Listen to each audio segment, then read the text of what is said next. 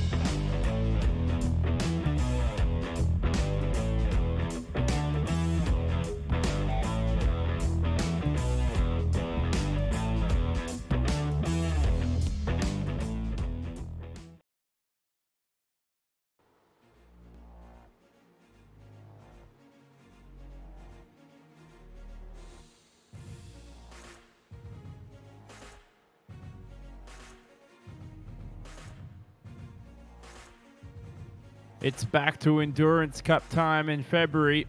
This time the second of 3 endurance races to open up 2020 as we welcome you to Watkins, Glen, located just a few hours drive from New York City, the Big Apple itself in the United States of America.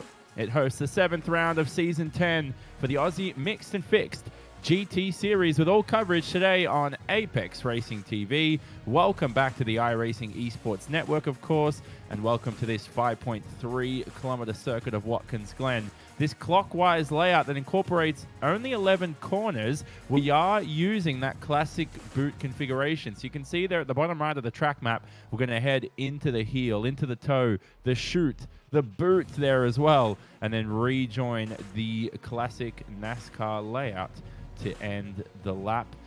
Top speeds here will be very high across the beginning of the lap. We're not using that bus stop chicane, so overtaking is certainly going to be difficult heading into the carousel. It's going to be high speeds, but for 90 minutes of endurance racing, patience is going to be tested for sure with our Aussie GT talent here today. From myself, Jonathan Simon, Daniel Lead alongside me, Scott Newton is behind the scenes in production. And Daniel, here we finally are into the second round of the endurance racing.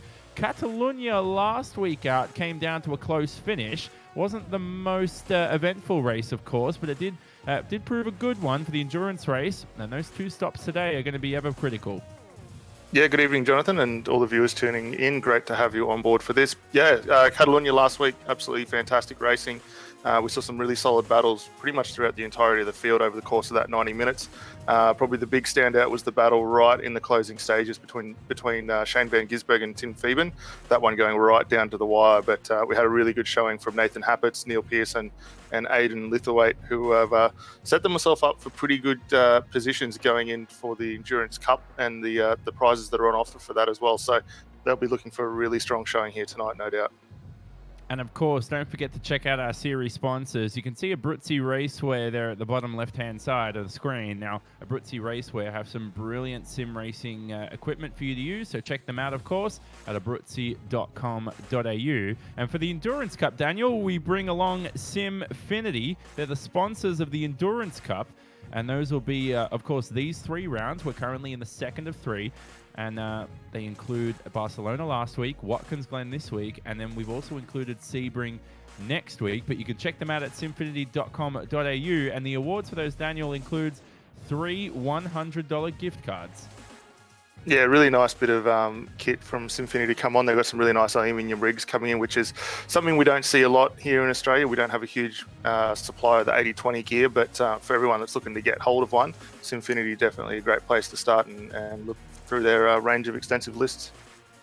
Time to look at the grid for today's race. So there's Timothy Phoeben on pole. We just discussed him having a good race last time out at Catalunya. He's for the Mach 1 Esports team. His teammates behind him are Lee Vandenberg, but look at Neil Pearson splitting the 2. So Pearson there for DPR Racing, proving his worth in qualifying. This race, don't forget, is split. So this is the top split of 2 out there for the moment. Braden Nash starts from 4th and 5th. Will be Nathan Huppitz.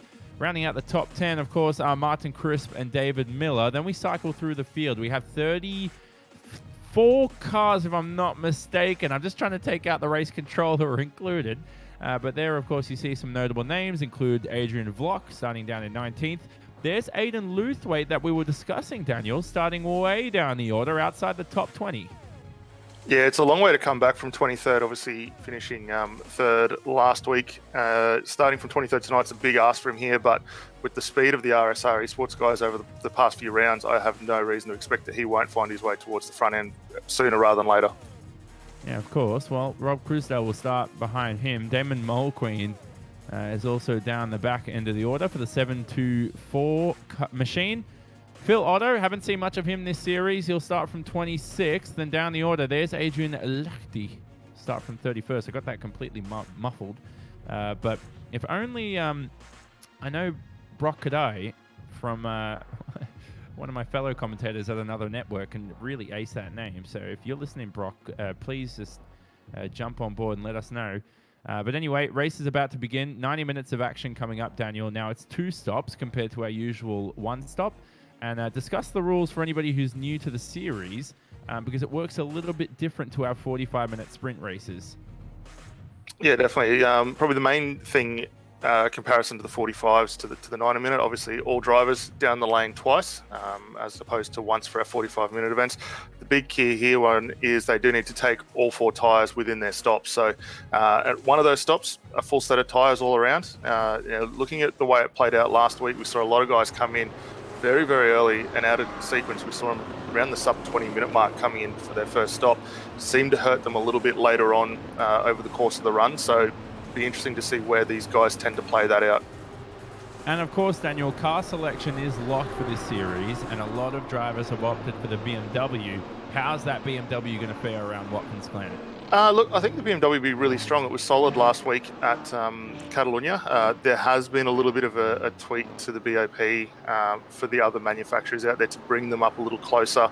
So hopefully we'll see that come through as well, which would be really good. But all in all, the BMW has been probably the class act. That slightly longer wheelbase makes them a really good all-round sort of car to be in.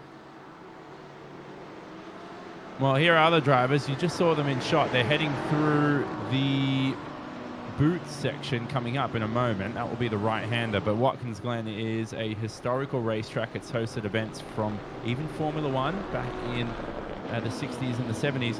This was supposed to be the venue, Daniel, of Jackie Stewart's final race of his career, but unfortunately, that his teammate was killed and he didn't want to participate. So Jackie Stewart ended on 99 Grand Prix entries.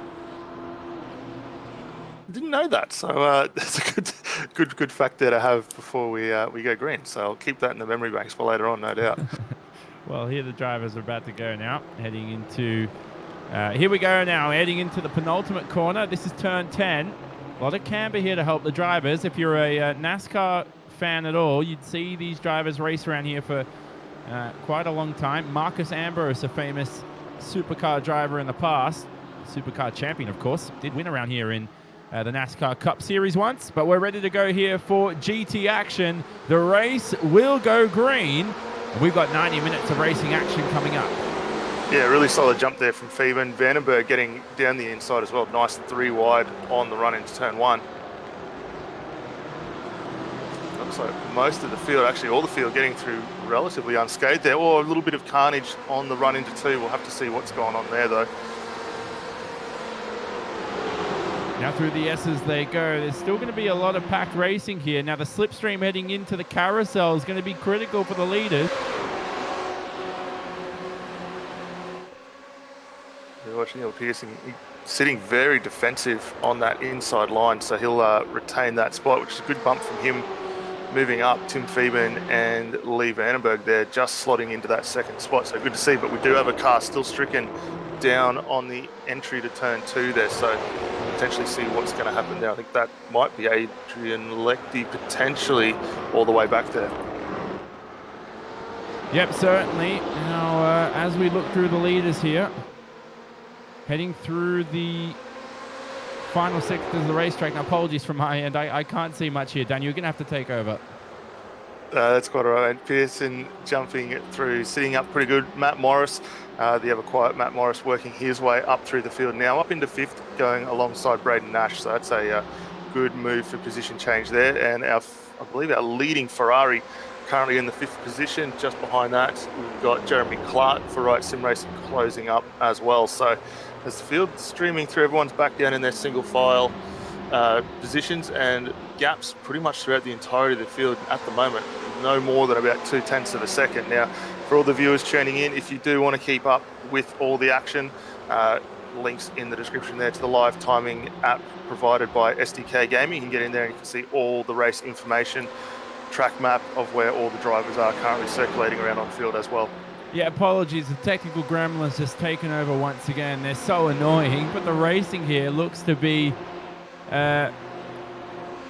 close now. So we watch BJ Kennedy down the rear end of the top 10. This is the best overtaking spot in the circuit that we discussed. So already Kennedy on a charge here on Brenton Hawkins, and you'll make that move quite easily. Now the problem is if you run too high here at the carousel, Daniel, you can burst those. Well, you won't burst the tires, but you can wear them out quite aggressively. Yeah, it's a bit of an easy one to run those tyres out. It looks like we might be potentially in a virtual safety car, if I'm not mistaken. Pace has slowed a little bit. There is a car stricken down on the entry to turn 2, just getting back underway. So we'll keep an eye on that. And as you go, safety car has been deployed just to help clear that up. So a couple of big incidents early on in the field. That'll actually be good for the guys just outside that top 10 to close back up. So helping the likes of Jeremy Clark, BJ Kennedy, Brenton Hawkins getting back up onto the tail of the train. I remember you told me before the race that if there was an incident at lap 1, turn 1, it was going to be a virtual safety car, but because this has happened later on in the start, we've decided to deploy the full safety car, which will slow down the race a little bit, but here's a replay anyway of what might have happened. Now, this is all the way at the beginning of the race. So this is Neil Pearson now. And, this is the start. Now, what's happened here? Someone's got it wrong there off the line. Is that a slow reaction time, maybe? Yeah, it looked like everyone got away relatively okay. We're just focusing here on Martin Crisp flowing through there in his BMW. Seemed to get a really good run and then just seems to get turned by one of the Mark 1 cars there. So I'm not sure who was involved in that, but that was a bit of an unfortunate end for him there. Yeah, and apologies, ladies and gentlemen, if I missed that. I had no clue what was what was going on from my end. But there we go. The racing continued here as we watch Rob Harris. Harris is down the bottom end of the top 10. So he's all alone here on this straight. But it seemed to be... Was the safety car pulled out for that incident? No, there was another spin, and we're just cutting up to that now on turn 1 as well, with quite a few guys involved in that. A couple of cars heading off into the inside wall there. So that ultimately brought it out. I think Dean Ross involved in that. So, yeah, a little unfortunate there. But obviously now with the safety car, these guys will all get their opportunity to catch back up here. Yep, certainly. So it's going to bunch up the field. We're going to get another go at the start for sure.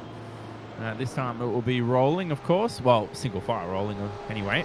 Safety car will be in this lap. It's still about half away and half a lap until we begin. You know what I'd like, Daniel, is a rule where you get to cut this entire section and go straight on during a safety car period. Let's go straight right here. Go turn right, I mean. Look, it'd be a good way to shorten up the track, but then it would cut out a few key things that we're going to have to keep an eye on, because we've had quite a few guys come down the lane already for their first stop. So we'll keep an eye on that for later on in the race. Obviously, with these guys, they can hit at the conclusion, I believe, of lap 1. So that's something to keep an eye on. We've got 10 cars at least that are dropped in for their stops now. Yeah, so they've got those out of the way. But remember, Daniel, they can't take their compulsory stops until their own third lap of the race. So that's something that the drivers, if they've come in for damage, yep, you're going to have to come in and repair it. But it won't count towards a compulsory stop anyway, as they do need to complete 2 of those for this race. And what we've seen this season, Daniel, has been a lot of drivers taking their 4 tyres and straight away entering the pit lane 1 lap later for their second stop. Is that something we'll see today?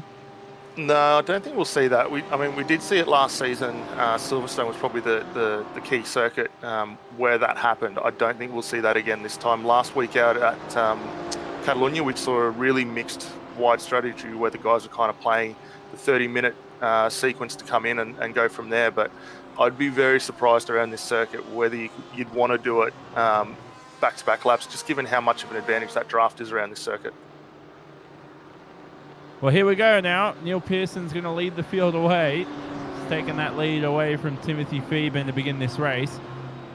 And look at the amount of BMWs and Ferraris on the left-hand side of the screen. You have to pretty much tilt your head down to see Nick Sanfilippo, who's in that Ford. And here we go now, ready to commence racing. It's lap 3, 6 minutes through this 90-minute endurance event. Pearson will lead. Single file as they head down to 1 yet again here. And no move so far down the back end of the order. Everybody's formed up. I see one. Is that a DPR racing car? Someone having a look there. It's actually Damon Mulqueen, the Synergy Sim Racing driver, having a look, but he's going to have to form in behind.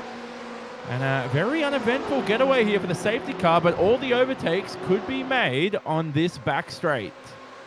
Yeah, really clean getaway from everyone. Tim Phoeben looks to be lining up for a run. I think he's going to be that touch far back from Neil Pearson right now, but bringing along his teammate, the former Lee Vandenberg.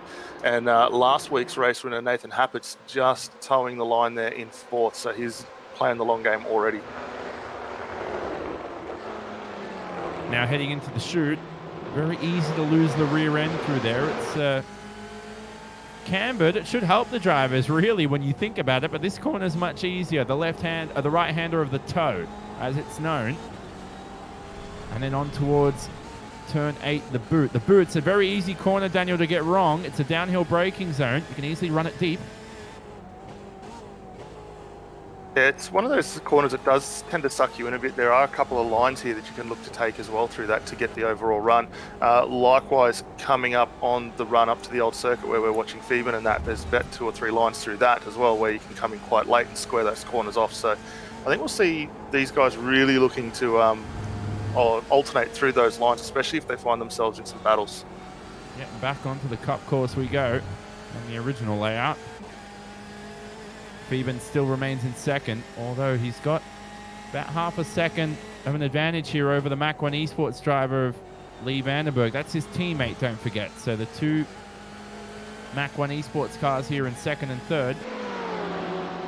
Nathan Huppert's in 4th for Fusion Sim Racing. Let's see if he can reel in these 2 up ahead. But apart from that, no real close scraps down the order. How about Braden Nash, though? He's in a close battle here. Yeah, I think Nash is going to set himself up on a really nice run here on the back of Matt Morris. Use that Ferrari to give himself the tow. He actually got the nose out there, but not quite able to get that move done. Rob Harris going in for a good battle too, a little further back in 10th position with Brenton Hawkins as well. So keep an eye on that little scrap also. Yep, definitely. Rob Harris, Brenton Hawkins. Close enough here down the back end of the order. Aaron Specchio and Adrian Lechty. Lechty's lost a few positions. Has Lechty had a spin here? He's falling down the order quite aggressively. He's all the way down in 31st. So for Adrian Lechty, he's certainly falling into some trouble here in the opening laps.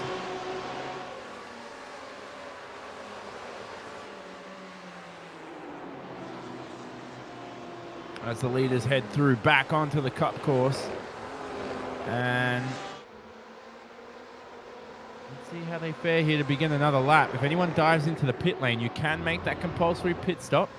Pit window's open, but it's a little bit too early, I would say. Yeah, a little too early for these guys, I would say, to probably get those stops done. We're seeing a penalty there for the 118. Josh Anderson going to have to come back for his run through the for unsafe rejoin. Sorry, so that'll be a drive-through penalty for him as well.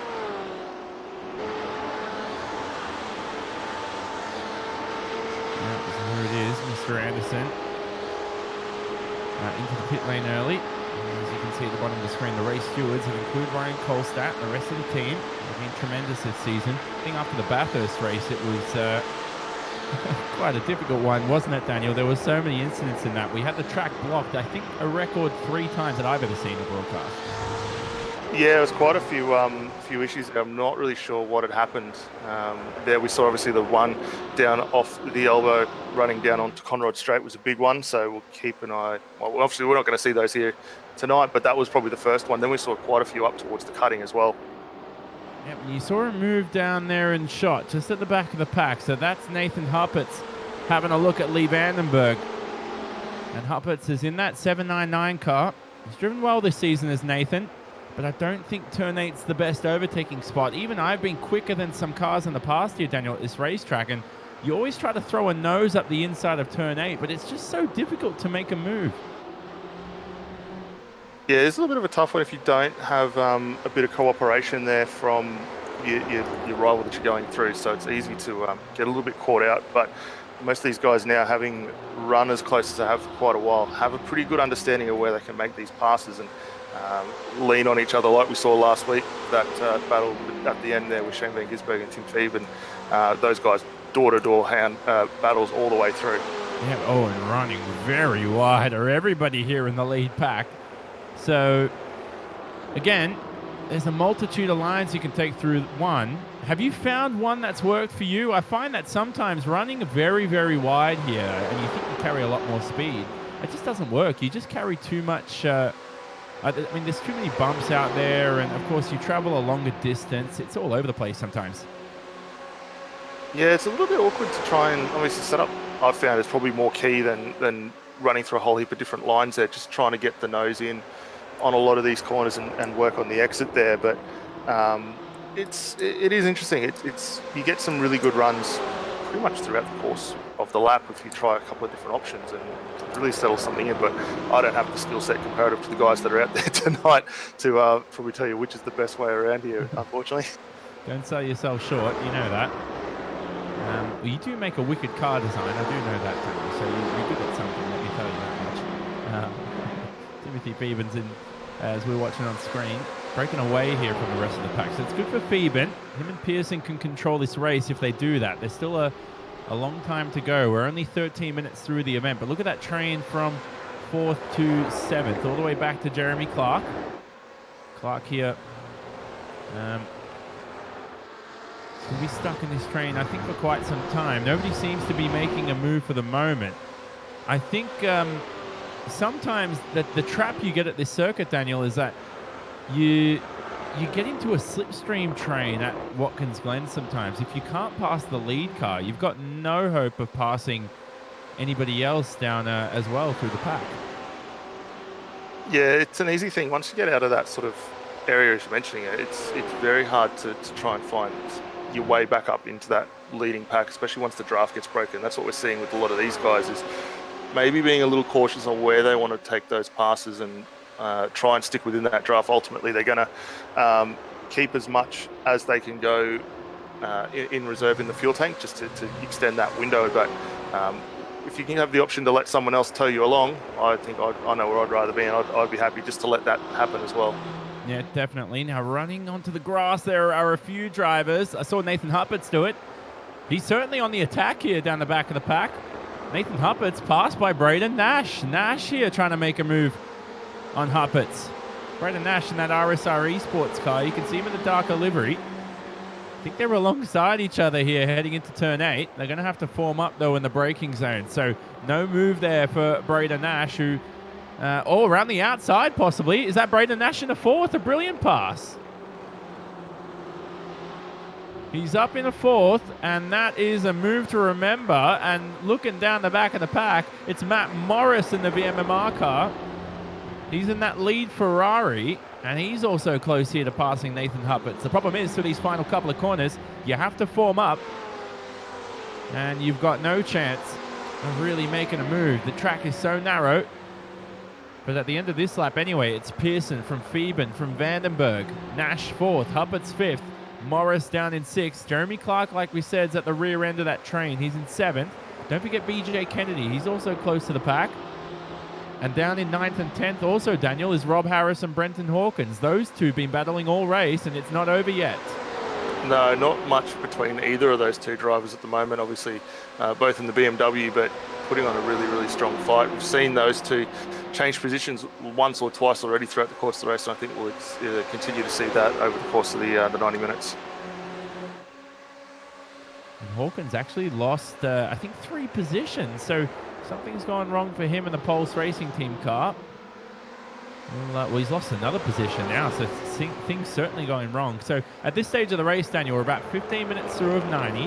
How will the tyres be feeling in the cockpit, you know? Generally in some cars that you'll get some understeer, other cars they become slippery. I'd love to know what these tyres are feeling like in the GT cars. Yeah, I think we'll probably see very similar to what we saw last week out, where the tyres were really solid early on in the first few laps. If you were leaning on them a lot, they did start to go away. And we did notice, especially in the BMW, some of the guys were struggling a little bit to get that mid to exit corner traction and find their way through, as we see Braden Nash going around the outside here at Nathan Hafford. So it was a little bit awkward to see in those cars. We heard the Porsche came on exceptionally strong, and we know having the engine in the rear is a really good thing for that car. It really helps a lot on the exit, and I think we'll actually see some really good advantages in that car getting out of the tow as well. So that will be interesting to see later on. The Ferrari seemed to work its tyres pretty well throughout the course, and I think it's going to be very similar here tonight. Obviously not a big revisional change as far as the setup's concerned from this week for the guys, but all in all, the car's pace is really good, and that's evident. Obviously Matt Morris currently sitting in that 5th position. Yeah, definitely. And the leaders here as we still watch, not unscathed at all, so we'll keep you posted on this battle. And in the meantime, a couple of other scraps going on down the order, like we said. Nathan Huppert's is falling foul from the pressure from Matt Morris. Morris is ahead now. Morris into the top 5. Morris seems to get better as the race progresses, and that's good to see for the VMMR driver, the Velocity Motorsport Magazine racing car. And if you've ever read the magazine, check them out, of course, too. Brilliant motorsport magazine out there. One of Aussie's best. But Jeremy Clark, the Riot Sim Racing Ferrari, is also close here. I don't think he's going to have a peak into turn 8. But certainly in this race, we've seen... Now, why is that happening, Daniel? A few drivers seem to be falling like flies. Others seem to be climbing the order quite well. Is that race set up to you? Is that driving style? Look, I think we'll probably find that as driving style between these things. Obviously, the fixed setup is not going to be tailored to any one individual in particular.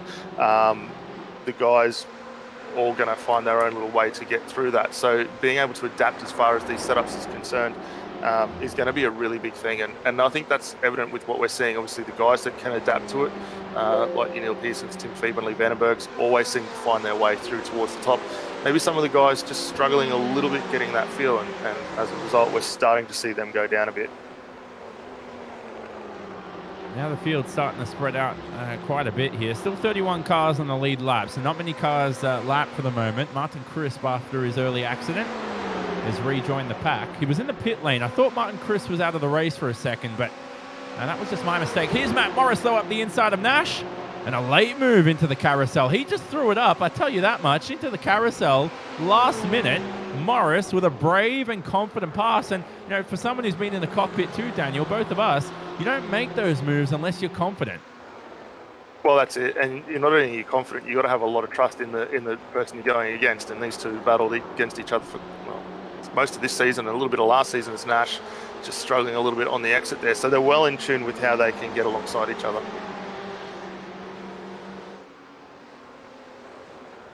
So Morris with a brilliant pass. He's into the top 4, up a few positions from his starting spot. But the best qualifier this season has Matt Morris. It's still being, as I said, getting used to seeing him in a Ferrari. I've finally gotten used to it.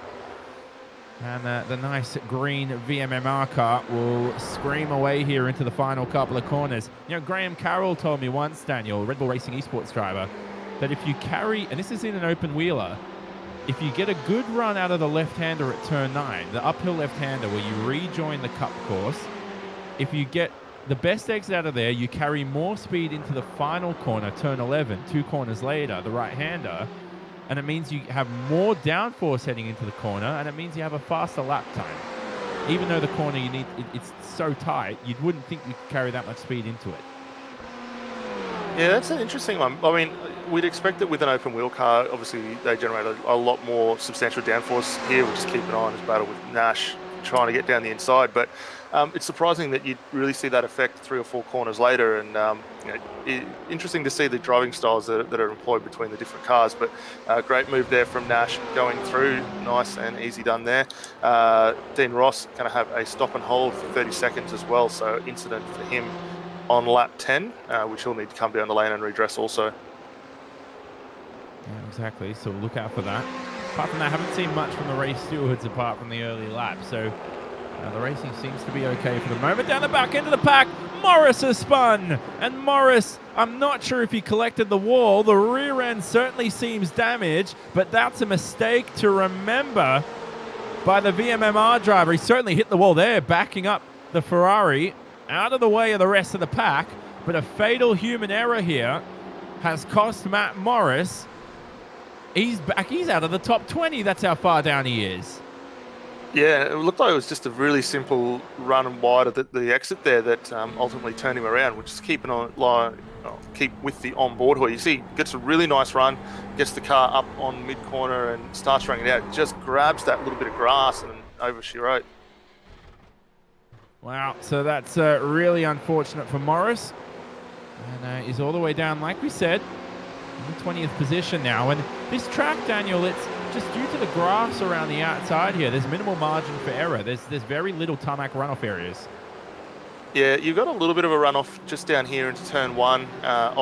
Unfortunately, iRacing is still running quite an older version of the circuit. There's been a lot more resurfacing done around here in recent years to really allow for some extra runoff areas, especially down through the final couple of corner complexes as well, where that's really extended. But for the guys here, the minute you get it offline, as we see there from Matt, it's pretty well done and dusted. The car will go around, and Matt now very defensive with that little bit of damage. He's got Adrian Volk trying to go around him in the Ford. Good to see another Ford up towards the point end. That's the second of 3 out there tonight.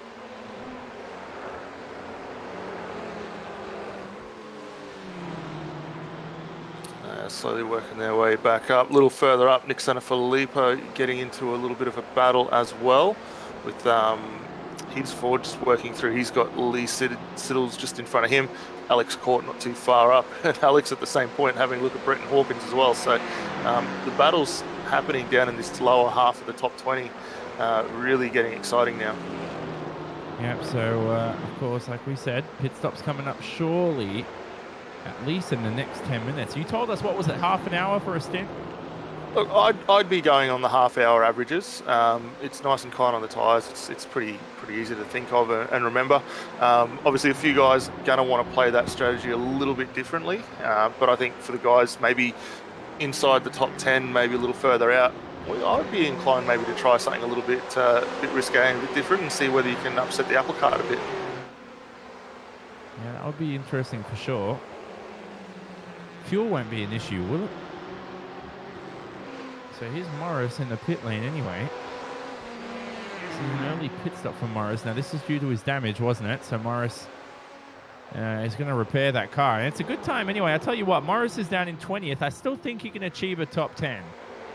I wouldn't put it past him coming back. Like we know the racecraft of Matt very, very good, and I'd expect him to work his way back up the field. But will be interesting to keep an eye on that, get an idea too of his stationary time, just to see what we could be in line for other guys coming in later on. Nathan Harpitz has got himself in a really solid battle here though with Jeremy Clark, as these two scrap over the 5th and 6th at the moment. And interesting to see the Ferrari being able to hold it to the BMW right now. Yeah, I like that. So quick Ferraris for sure. Let's see how Jeremy Clark goes, because he's already within clutches of the leaders, although Nathan Harpitz is all over him. Morris out and away. Seemed to be a decent pit stop. It was around about the 1:05 range. He's in a clean slate of air, though, so he'll be able to... I mean, what would you want to be at Watkins Glen? In some traffic or in some clean air? I don't know. Look, I'd take a little bit of traffic if you were matching pace with the guys you're driving around. The minute you can get out of that, you might find a little bit of an advantage, but the draft here is the critical thing. If you can stay within range of that, certainly going to open yourself up a little bit later on, as we see Clark and Happett still scrapping on. But once you can get out of that draft, you can break the toe, you seem to find yourself in a pretty good state overall. How about this from Harpitz? He's going to make a move here for the top 5. Here we go. It's going to be up the inside. I think he can box in the Riot Sim Racing car of Clark. And there's 5 BMWs in your top 5 after this pass. Unless, of course, Clark can go for the switchback or even stick it around the outside. He's not going to be able to do that. And Harpitz into the top 5 for sure. Up ahead of them, though, it's Vandenberg versus Nash. They're also nose to tail here. Heading into what used to be the Formula One layout around here. It's only used, well, we've seen it, haven't we, in sim racing for the Watkins 12-hour, which our beloved owners of Apex Racing TV, the Apex Racing team, managed to win. Here's a move, though, up the inside by Mr. Nash. He was very aggressive there. And still alongside Lee Vandenberg here. Off camber is this left-hander, so he's going to struggle to make it stick around the outside. But I'll tell you what, I like the brave move from Nash there. He keeps Vandenberg aware. Yeah, I think Nash actually helped a little bit by Vandenberg just running a little bit deep while going defensive there, which ultimately opened that door. But great driving from Vandenberg to hang tough and maintain that 3rd position. But these two are going to continue their fight out for quite a while here. But really good to see one of the new teams on the block in the form of RSR Esports in the hands here at the moment of Braden Nash, being able to take it to some of the more seasoned competitors within this championship. We know Mach 1 Esports have been here for quite a while, DPR Racing in the hands of Neil Pearson out front, they've been here for quite a few seasons now, but RSR Esports relatively new and really getting on board with it. Well, Vandenberg was the pro champion last year. The amateur champion. He's made the step up to pro this season. And he's going to be alongside Nash yet again. I think this is going to be an easy move this time for Braden Nash. And Vandenberg concedes the line into the corner here through the carousel. And they're going to be careful of that curb. It can slow the car down if you run very low ride heights. That should be okay, though. And he's confirmed into your provisional podium for the moment. Now, if you look up ahead of the screen, so Pearson and Phoeben haven't broken away from the rest of the pack as quick as I expected, at least. Half an hour through this race. So the race win is still open. If we keep track of Nash's pace here, we'll see if we can reel in the Mach 1 Esports driver sometime soon. Because sometimes, Daniel, if a driver's quick towards the end of the stint, I'm going to keep an eye on Nash come the end of the race.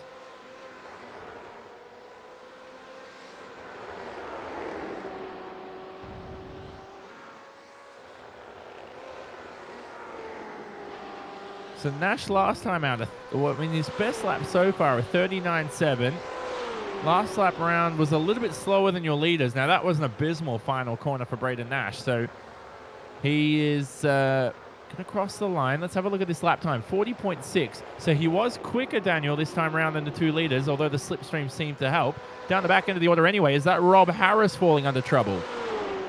Yeah, it Harris, is. Well, actually, I think Rob might have jumped. I thought he might have jumped in the lane there, but he's well down now, and here it is, a spin, which will not be great from his point of view there. And he's going to have to let. He'll need to let that field go through so he can turn that thing around as well.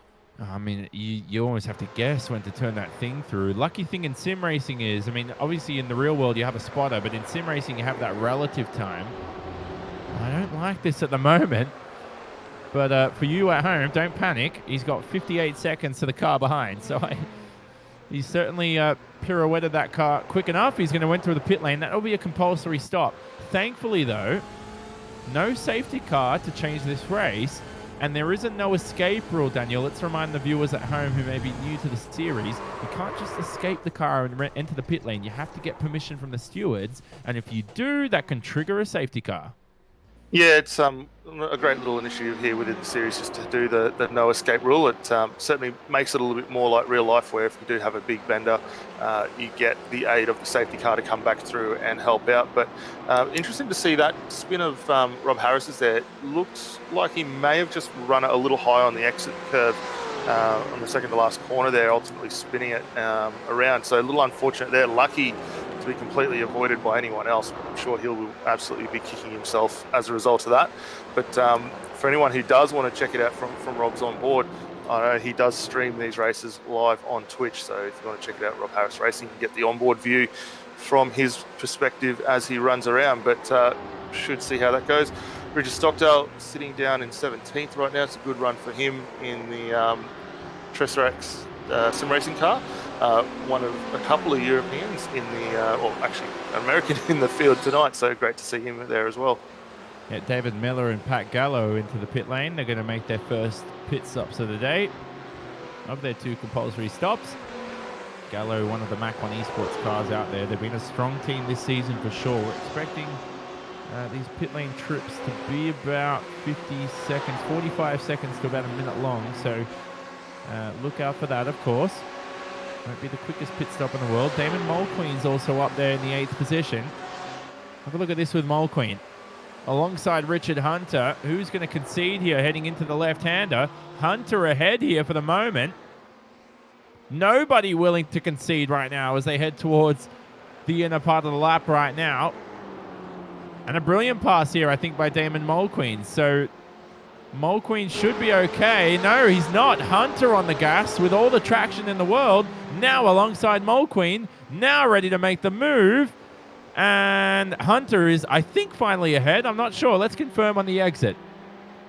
Yeah, it looks like he's positioned that car now ahead and will take up the 8th position there. So really good run from him and good awareness there from Mulqueen. Just to maybe concede that one for now. Obviously still a long way to go in this race. 2/3 left on the clock. But I must say, new livery for the Synergy Sim Racing boys out there tonight, which does look quite sharp on the BMW as well. So it's a nice little touch for them as well. And Hunter, I think... Mulqueen still close here, isn't he? Heading into 1. The run out of 1 determines the next 25 to 30 seconds of your lap. Mulqueen, not the best run out of there. Lost about a 10th through the relative times. But that slipstream is going to make up for it. It's BMW versus Ferrari here. And Mulqueen over it. Now, this is weird right now. Mulqueen not looking to take the draft from Hunter. Now he goes to the inside. I find that very odd. He could have possibly poked the nose up had he gone for the draft. Yeah, I was actually surprised to see Hunter go as defensive as he did early on. I would have thought he might have kept that down the racing line and slowly edged it over to mid-track there. And Mulqueen, I would have been trying to sniff out that draft as much as possible. So a little bit of strategy starting to come into play here as these guys continue their battle. You can just see, though, Hunter's struggling a little bit mid-corner to get that nose in, likewise Mulqueen as well. So these guys yet to come down the lane for their first 2 stops, but those tyres starting to give up a little bit. Yeah, that means pit stops for sure. So far, like we said, the pit stop should be about a minute long, realistically. So I'm going to take those 4 tyres as quickly as possible. Strategy can make all the difference. Here's Braden Nash and Lee Vandenberg in the pit lane. 2 of your leaders. See if anybody else joins them. Maybe Hunter and Mulqueen, perhaps, down the back end of the order. Hunter does. Mulqueen continues. Take that position away from the DPR racing driver. But we'll see who'll win the battle here between Nash and Vandenberg. Vandenberg's visibility limited as he entered the box there because of Braden Nash's RSR Esports car. So let's see if that cost him any time. Yeah, that'll be it's an easy thing to obviously have that little bit of a vision impedance from the car in front. So it looks like he got it pulled up on the marks quite fine. Actually, Nash going in for a tyre change as well. So that's interesting to see as well. We saw that car just pop up. So this could be potentially a little bit longer for him. We'll keep an eye on that and report as he does come out. But as a result of that, we've got some still solid battles going up through the field. 14th, 15th, 16th, 17th, all involved in it. And that's Dave Clements, Steve Bartholomew, Jesse Butler as well in the first of our Porsches, and then Rob Christale as well. And right behind them, John Halloran versus Aaron Specchio. Heading into the carousel, it's going to be John Halloran possibly around the outside here. This is such a fun racetrack as Watkins Glen. Always promotes great racing, doesn't it? John Halloran is going to be into 19th. So that's a pass on Aaron Specchio on the Porsche that was looming, and he finally made it. But like Daniel was just saying, that scrap from the mid-pack here from 10th to about 15th is packing on. Lee Siddles, though, is off the racetrack. He's going to lose a lot of positions. Yeah, it looks like he dropped down now to the 17th spot, so not a great run there from him. I didn't see what had caused it, but it looks like he was able to get back underway, so that's a good thing for him there. Tim Phoeben also in the lane for his stop. Neil Pearson likewise, didn't come in that line, just Tim Phoeben there. Yeah. Phoeben not changing tyres, I don't think. That car should be out quickly. Vandenberg didn't change tyres either. We did see, of course, Braden Nash do that. So Braden Nash has now lost that position to Lee Vandenberg. Now, Timothy Phoeben's in the lane for quite some time here. It's about 50 seconds so far. Should be out and away soon, hopefully, I would assume. And he is. So Phoeben's out and away. He should be ahead of Lee Vandenberg. We'll see what this gap is. Vandenberg, where is he now for the moment? Vandenberg's only coming through turn one now. And yeah, Timothy Phoeben's covered him in his teammate quite easily there. Yeah, really solid run there, and gets out nice and easy. There was quite a big difference too within the pit stop times of about 13 seconds there also, so that could be a little bit of fuel and tyres coming into play as well. But right here, right now, Dave Clements and all the cars back there to Lee Siddle in the Ferrari, all getting involved. That's all the way down from 10th down to 14th right now, and a couple of back markers involved in this, but it's a solid little scrap with all these guys. See if Lee Siddles can make up for that error. It was this corner he's coming up to now, turn 8. That's the boot. Just ran it deep all on his own, did Lee Siddles. Human error. Bit of pressure error too. How they head up through 9. It's blind as you sit in the cockpit is 9. Can really throw the car into the corner. It's like it doesn't want to turn in, even though you got full lock. Well, maybe that's the issue because you're understeering in the first place. But Lee Siddle's now losing some time, so I'm thinking maybe he's going to enter his box. And I guess correctly, Lee Siddles, hey, I should become a genie or something. Yeah, that's the first one down. We'll note that down for the race highlights for the course of that. That's the top pick there. So anyone putting a bet on, nicely done. He missed it. Sorry, he missed his box. Just looking at the pit lane here, Lee Siddles missed his box, and he's still not in the box, I don't think. He's had to reverse that Ferrari in. And I tell you what, the VMMR team today has had a shocker so far. Lee Siddles with issues. Is he even in his pit box? Is there time registering? I think it is. I think he's just in the box. Actually looks like doing tyres as well as a result of that. So that's an interesting one. But that overshoot going to be costly for him. Yeah, well, Matt Morris's teammate goes past on the racetrack. That's his. That's the other Velocity Motorsport magazine car. Lee Siddles should be out and away. So he's entered his box in the most awkward position you could imagine for a road race. This isn't NASCAR oval right now where you enter it in all sorts of angles. Siddles out and away for sure. But, of course, had a good race up until the past couple of laps, hasn't Lee Siddles? He's just... let's not forget, let's not mock his race too much. He's had a good one until the past couple of laps. Well, he's been thereabouts in the Ferrari at the moment as well, so a little unfortunate for that. But With only 38 minutes down of a 90-minute race, still a long way for him to go to potentially recover that, and we should see him shoot back up towards the front. He does now find himself behind Rob Harris, though, who we saw having a spin a couple of laps ago as well. So those two certainly wanting to make amends and shoot their way back up towards the top. And that's your leader, Neil Pearson, into the pit lane for the DPR Racing team. And Pearson is looking to edge ahead here of Timothy Phoeben in the Mach 1 Esports car. So let's see if he can do it. See if he takes tires, and we'll see how long this stop goes for. The good thing is, Daniel, he'll have those relative times available to him. So will his spotters. They'll have all the information in the world, and they can determine their strategy from there. Yeah, and I think we will see him go down a spot there as we just see Phoeben go through. So that was a change of position, but ultimately there was tyres involved there for Pearson. Phoeben not taking tyres on his first stop. So we'll see how that all plays out later on over the course of this. Lee Vandenberg closing right in though, and having the benefit of those slightly warmer tyres should be able to set up a good move here on the run into the outer loop. He's got to be careful, Lee Vandenberg. If he makes the move early, Pearson can duck into the draft, just as he does, but I don't think it's going to be enough of a momentum to get himself through. So Pearson now effectively down to third, even though he's listed in 17th. Once everybody makes their pit stops, he's third on the racetrack. Timothy Phoeben is our effective leader, and this race is on. I tell you that much halfway through. Still got about 50 minutes remaining, and don't forget Braden Nash, of course. He's 12 seconds behind, but Braden Nash is, that was because of the tyres, wasn't it, Daniel? That's why he's 12 seconds down, so let's not forget that, of course. Yeah, that's right. Obviously, coming in, getting that compulsory tyre stop out of the way will hinder you a little bit in whichever stop you do take it. In this instance, Nash doing it first time round, but he should be able to come good as the field sort of cleanses itself out and goes back on. But he will find himself in a really solid battle here with Lee Vandenberg, and he's not going to want to lose touch of Tim Phoeben just a few seconds up the road. So those three really setting the pace at the moment, having completed their first stops. Let me tell you this much. Pearson looks beautiful coming out of the pit lane.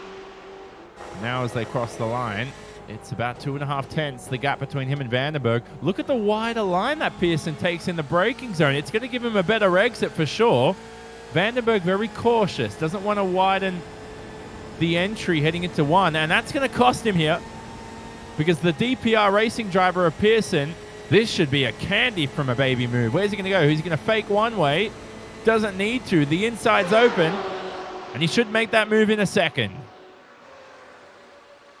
Yeah, that's a pretty easy run down the inside there. Phoeben not wanting to Lee Vandenberg, not wanting to get too involved in that early on. I think he's just playing it cautious. Obviously, as you said, 50 minutes still on the clock here, so anything can go. But these two really don't need to be rubbing shoulders at the moment to make these positions work.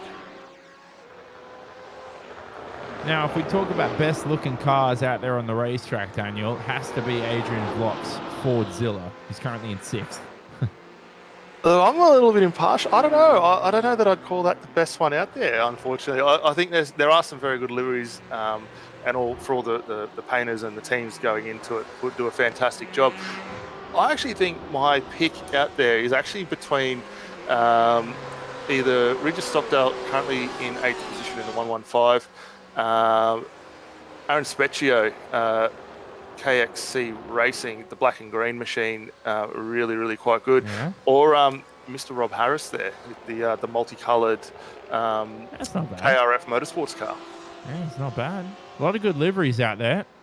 And of course, thanks to all the drivers for submitting those, painting them through the series, represent their team. Of course, a lot of sponsors now in sim racing, so liveries are a must and they're an essential. Adrian Vlock, the Ford Zilla car, is into the pit lane. Did you hear me predict that one as well, Daniel? Or I think producer Scott Newton muted me while I was saying it, so I did predict that one behind the scenes. We can't comment on that, whether we heard it or not, but we'll give it to you. We'll give it to you this time. It was 2 from 2.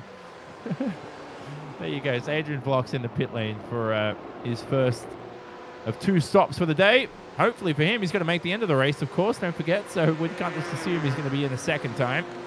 So far, it hasn't been a race of attrition, which is good to see. The drivers have been handling this quite effectively. Now, Jeremy Clark's in the pit lane for the Riot Sim Racing team. I don't know if BJ Kennedy's teammate's going to join him. He doesn't. The BMW continues on the main straight. So Huppert's leads from Kennedy. Clark and the Ferrari is going to enter his box sometime soon. We'll see if he takes tires, though. That's going to be critical. Because if he doesn't, I think he should be ahead. It will be close, but he could be ahead of Braden Nash if he doesn't take tires. Yeah, look, given what we saw early on with his battle with Happett there, we saw that Ferrari starting to move around a little bit. So I would expect potentially maybe to take those tyres. We're already at 23 seconds, which in my reckoning we'll see that happen, because traditionally for the guys who haven't taken the tyre stops, they've been in and out in around 20 odd seconds. So we see the car just joining in the back of frame there. So I would expect that he's cleared that tyre stop already. And that's one of the quickest pit lane times of the day. That was under 1 minute from entrance to exit. So don't get confused with what I was discussing before. I wasn't talking about a minute sitting in the box. I'm talking about pit lane entry to exit. And Clark is tyres only this time round. So he's ahead of Braden Nash. And 12 seconds down the road is Braden Nash. Now this is interesting for Clark. He's right behind Pearson and Vandenberg.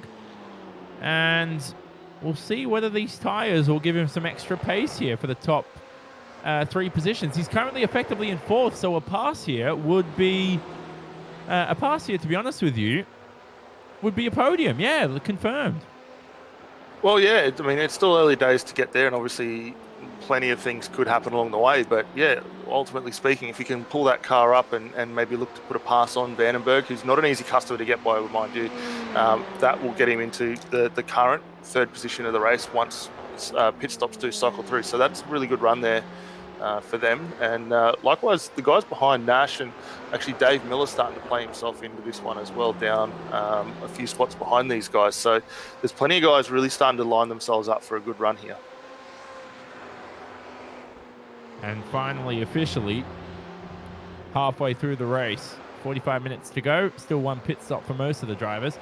Some of the drivers, everybody in your top 12 on the left-hand side of the screen, all the way down to Aaron Specchio, have yet to make their first trip through the lane this evening here. Missed the series. Can't believe I missed out Catalunya. Apologies, ladies and gentlemen. I was out with a sports injury. I'm joking. I was sick. But I lost my voice, Daniel. Can you believe it? Look, it's one of those things, obviously, with all the stuff going on with the fires. It does happen, unfortunately. But I don't know, was it the voice needing a break or just putting in the sick card for the day? But either way, mate, it is great to have you back on the board for this one. I appreciate it. I lied, by the way. I was on a golf trip for a week. So that's what I was doing instead. It wasn't my voice. No, that's you. I bet you're sitting there taking that seriously for a second. No. Well, there you go. So, legitimately, if you're in Australia, ladies and gentlemen, and the fires, I'm not sure if the fires are completely gone. I don't think they are. I might be wrong with that, but as Nathan Huppert's is in the pit lane, but definitely stay clear of breathing in that air, because the air quality is very poor, and it can result in some bad laryngitis, as I unfortunately had the past couple of weeks. Huppert's, though, like we said, in the box. And there should be a quick stop. Now, I missed that. Scott Newton behind the scenes will confirm with us whether or not he went up on his jack straight away, Daniel. I don't think he did, no. So he's taken fuel, and now he's on the jack. So this will be fuel and tyres for Nathan Huppert's.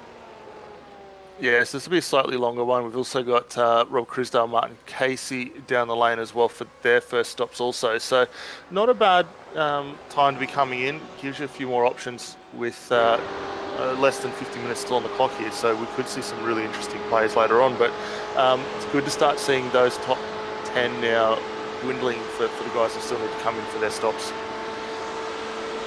Well, where's Huppert's fed out? Everybody's feeding out ahead of Braden Nash. This isn't looking good for Nash at this point of the race. Nash, though, heading into one now. About a couple of seconds behind Huppert. So I'm not sure what's happened to Nash's pace. If Nash has had a long first stop, you'd expect him to be quick. So what's slowing down the RSR Esports driver? Am I missing something here?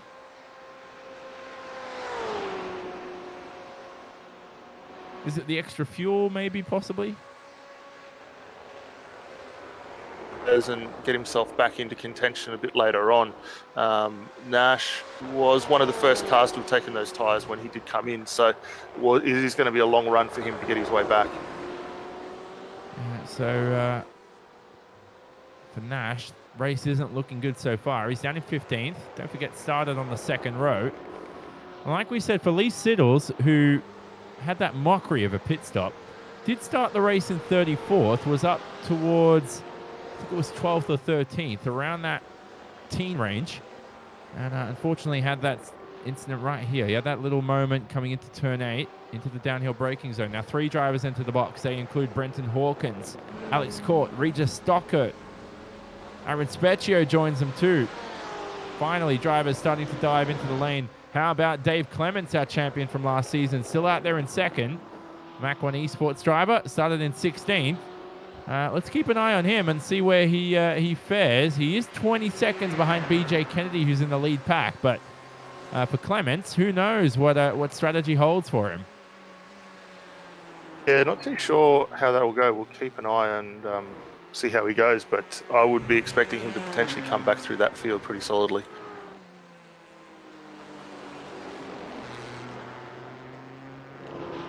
Purple sectors, of course, for Jeremy Clark.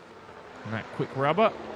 Purple sector through at least sector 1. Maybe the slipstream helped as well.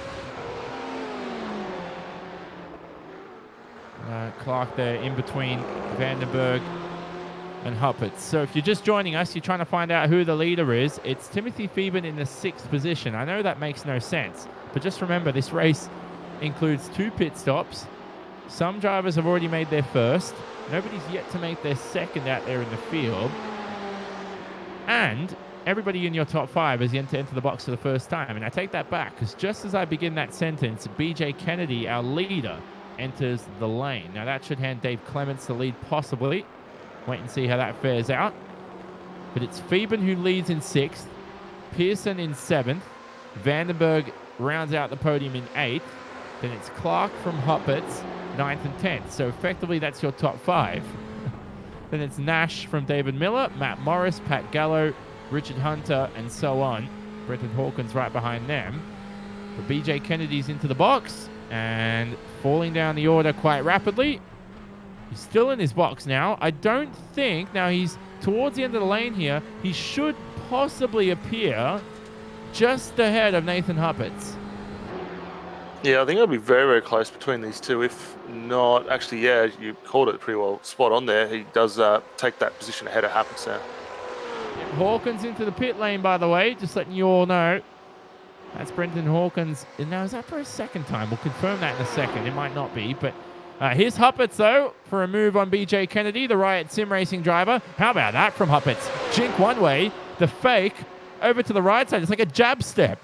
And Huppert's through into the carousel into 9th. Remember, that's effectively P5 out there on the racetrack. So Huppert's into the top 5. And a good solid run there. I don't think Kennedy really had much for him there on the rerun. But one thing I have noticed, though, Nathan Huppert's found himself in between a sandwich of right sim racing cars for probably the majority of this race, which is a little different to what we'd seen a couple of weeks ago, where both himself and his teammate getting a 1-2 finish there at Bathurst. So a little further down where he wants to be, but in amongst some really good company right now, which is really giving him a good test of his measure. See if Clements enters the lane. Clements is going a long time right now, by the way. He's begun another lap. Will lead a lap for the first time. I'll tell you what, Clements is... this is a long stint for your top 5. What are they going to do, 2 15-minute stints here? Yeah, potentially. I'm a little surprised he's running it as long as he is, but you know what is great, though?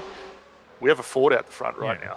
And that is a great thing to see. We saw it a lot last season. We haven't seen it a huge amount this season, but we have a Ford out the front.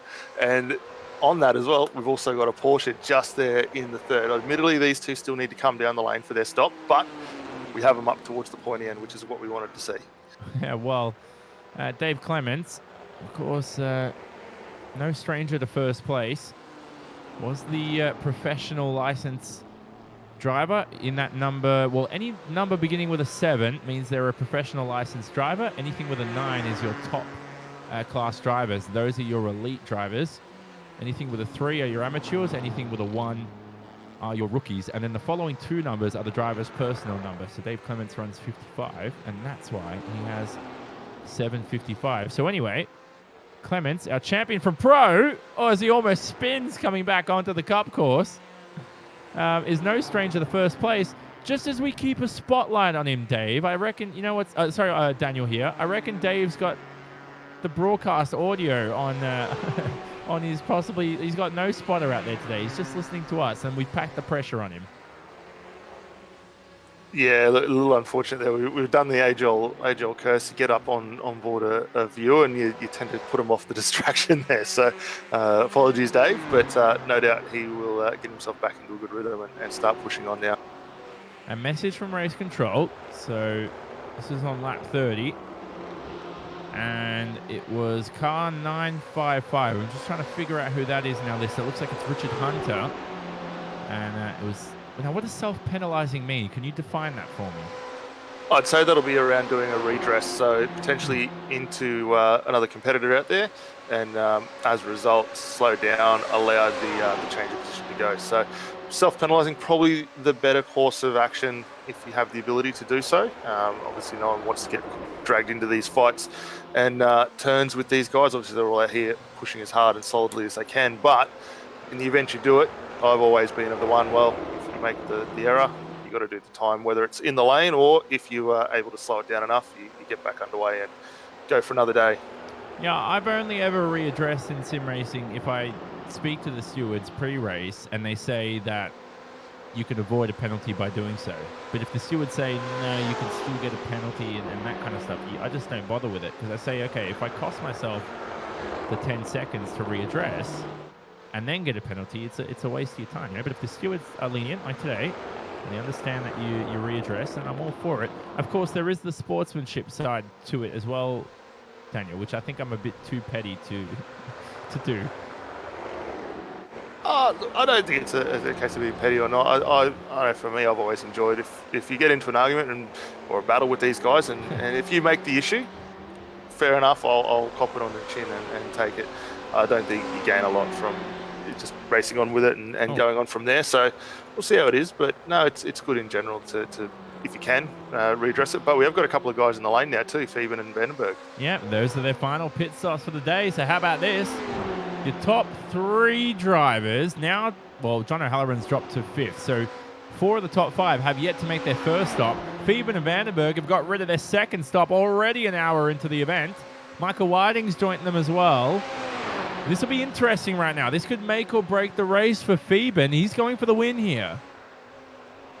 Yeah, so we won't want to be stopped for too long at all. We'll keep an eye on that. But if he's able to get back out in front, that'll be a really good start for his final run home. And what's interesting is the leader, Dave Clements, is also part of the Mach 1 esports team, don't forget. So the team here separating strategy quite significantly. How about this, though, from Vandenberg? He's up and ahead here of Fieben to end this race. Yeah, it's a really solid outing from those guys to get themselves back up in the pointy end as they are now. Fieben, goodness me, this is a long stop for Timothy Fieben. He's been in the lane for 1:20 so far. He'll exit 1:20. Now let's get a confirmed time here. It's still going on my timing screen. 1:26.7. I'm not sure if that's accurate. Very long pit stop for Timothy Fieben. He's dropped all the way down to 24th out there on the racetrack. He's behind Lee Siddles. And this could be race over for Timothy Fieben's chances. He's ahead of Brenton Hawkins, who's also made his second stop. But goodness me, the Mach 1 esports driver, what could have been here? Vandenberg's 9 positions ahead in 15th. That tells you how big the gap is between the two. And it's 30 seconds between the two teammates now who were once battling for a race victory together.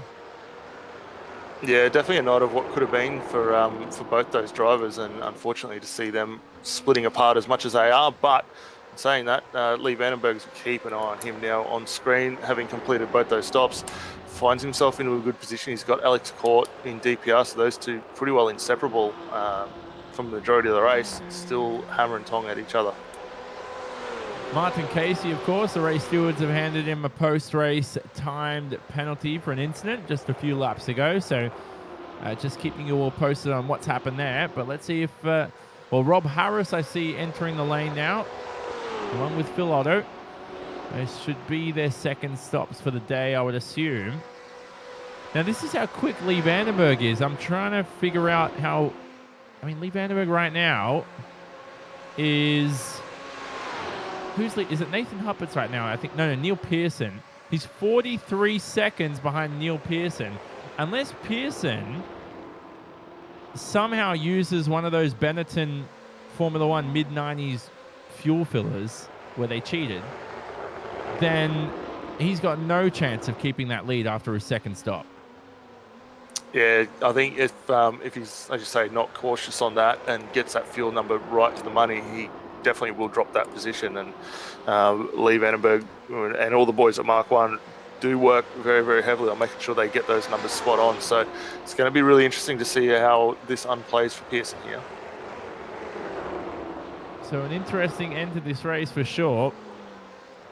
Wondering how this will go for Dave Clements, of course, in the lead. It's going to be 1 hour, and we still have yet to see 4 cars out there on the racetrack enter the lane for their only stop. So do you like this format so far, Daniel? It's proved to be quite entertaining for us figuring it all out strategy-wise. It's like we've packed in like a 6-hour enduro into 90 minutes. I like this format. Yeah, look, I love endurance racing full stop. I know it probably gets overused in a lot of categories, but I enjoy it. It's nothing better than getting in for a long distance run, trying to get that focus on it and push on. So I think they've done a fantastic job behind the scenes for the AMF crew to sort these out. You know, it's a nice change too, going from those 45-minute sprint rounds to this. And I think having the 3 enduros that we've got back to back, with the help there from Sinfinity, has been spectacular. Yeah, and if I'm staying focused for this, it's definitely a good race. I can't even I got, Mario Party. You ever played Mario Party before? I'm going to say no, only because I'm terrible and I don't have enough consoles in the house other than what I've already got. Well, if anyone who's played it, I can't even focus when you play against the computer and you have to watch their turn. It just takes so long. That's why I'm a Grand Prix dude. Like a Grand Prix racing to me, like a 90-minute, 2-hour Formula One race, I'm exhausted. I'm ready to go. Maybe because it's on, what is it, like 1 a.m. when it finishes our time, isn't it, Daniel? So maybe that's the reason. But, man, if I'm staying focused for this has been a tremendous race so far here at Watkins Glen. And this series has gotten better as it's progressed, hasn't it? The series has grown. We got a Abruzzi Raceware, of course. Sinfinity also sponsoring the Endurance Cup. Don't forget RMS 55. Check them out, rms55.com.au. That's the race management software. Plenty of sponsors of the series, and it's grown, and I think it's going to get bigger. Just as I say that, Lee Vandenberg's into the wall at the final corner. Yeah, that's very disappointing there from Vandenberg. We'll have to see if we can jump back and catch a look at what happened there to him, but that's going to put his night on hold there as he now has to sort that car out and get it home. Now, he could have been race winner, depending on how strategy fared. He's going to have front-end damage to the BMW. Here's the replay on screen.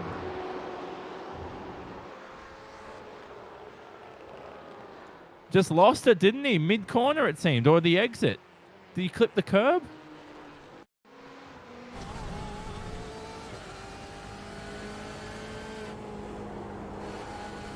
Not sure there, Daniel. It seemed like he clipped the curb, to be honest with you.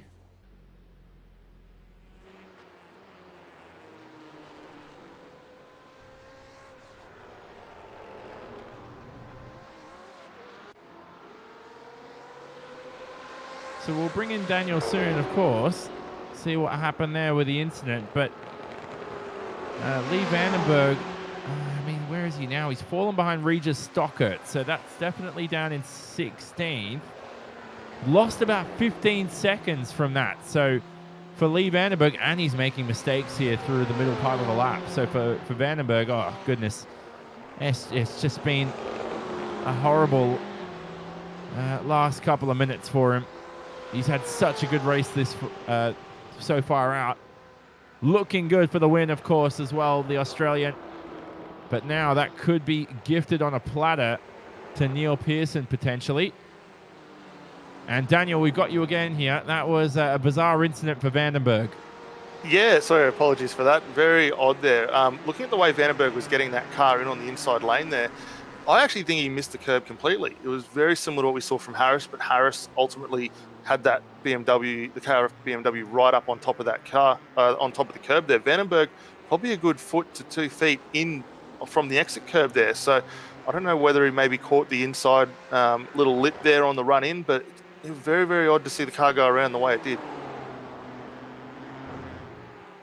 And tumultuous circumstances now for Vandenberg. His race, I don't think it's over, but certainly chances for a win have been hampered. Yeah, definitely. It's going to put him a long way down the order. I don't think, actually, we didn't see him come back down the lane, so he should be all right getting away with it. But it is going to put him a long way down on where he ultimately would have been throughout the course of the race had he not have had that spin. So a lot of hard work. It's very easy to come undone around this circuit. Well, we're talking to I'm talking to producer Scott Newton behind the scenes, and we're still mesmerized, Daniel, with how Dave Clements, not only Dave Clements, but Stephen Bartholomew and Jesse Butler, your top three, have yet to pit. And they're an hour and 5 minutes through this race. If anyone's going to be mesmerized by this, it's Scott.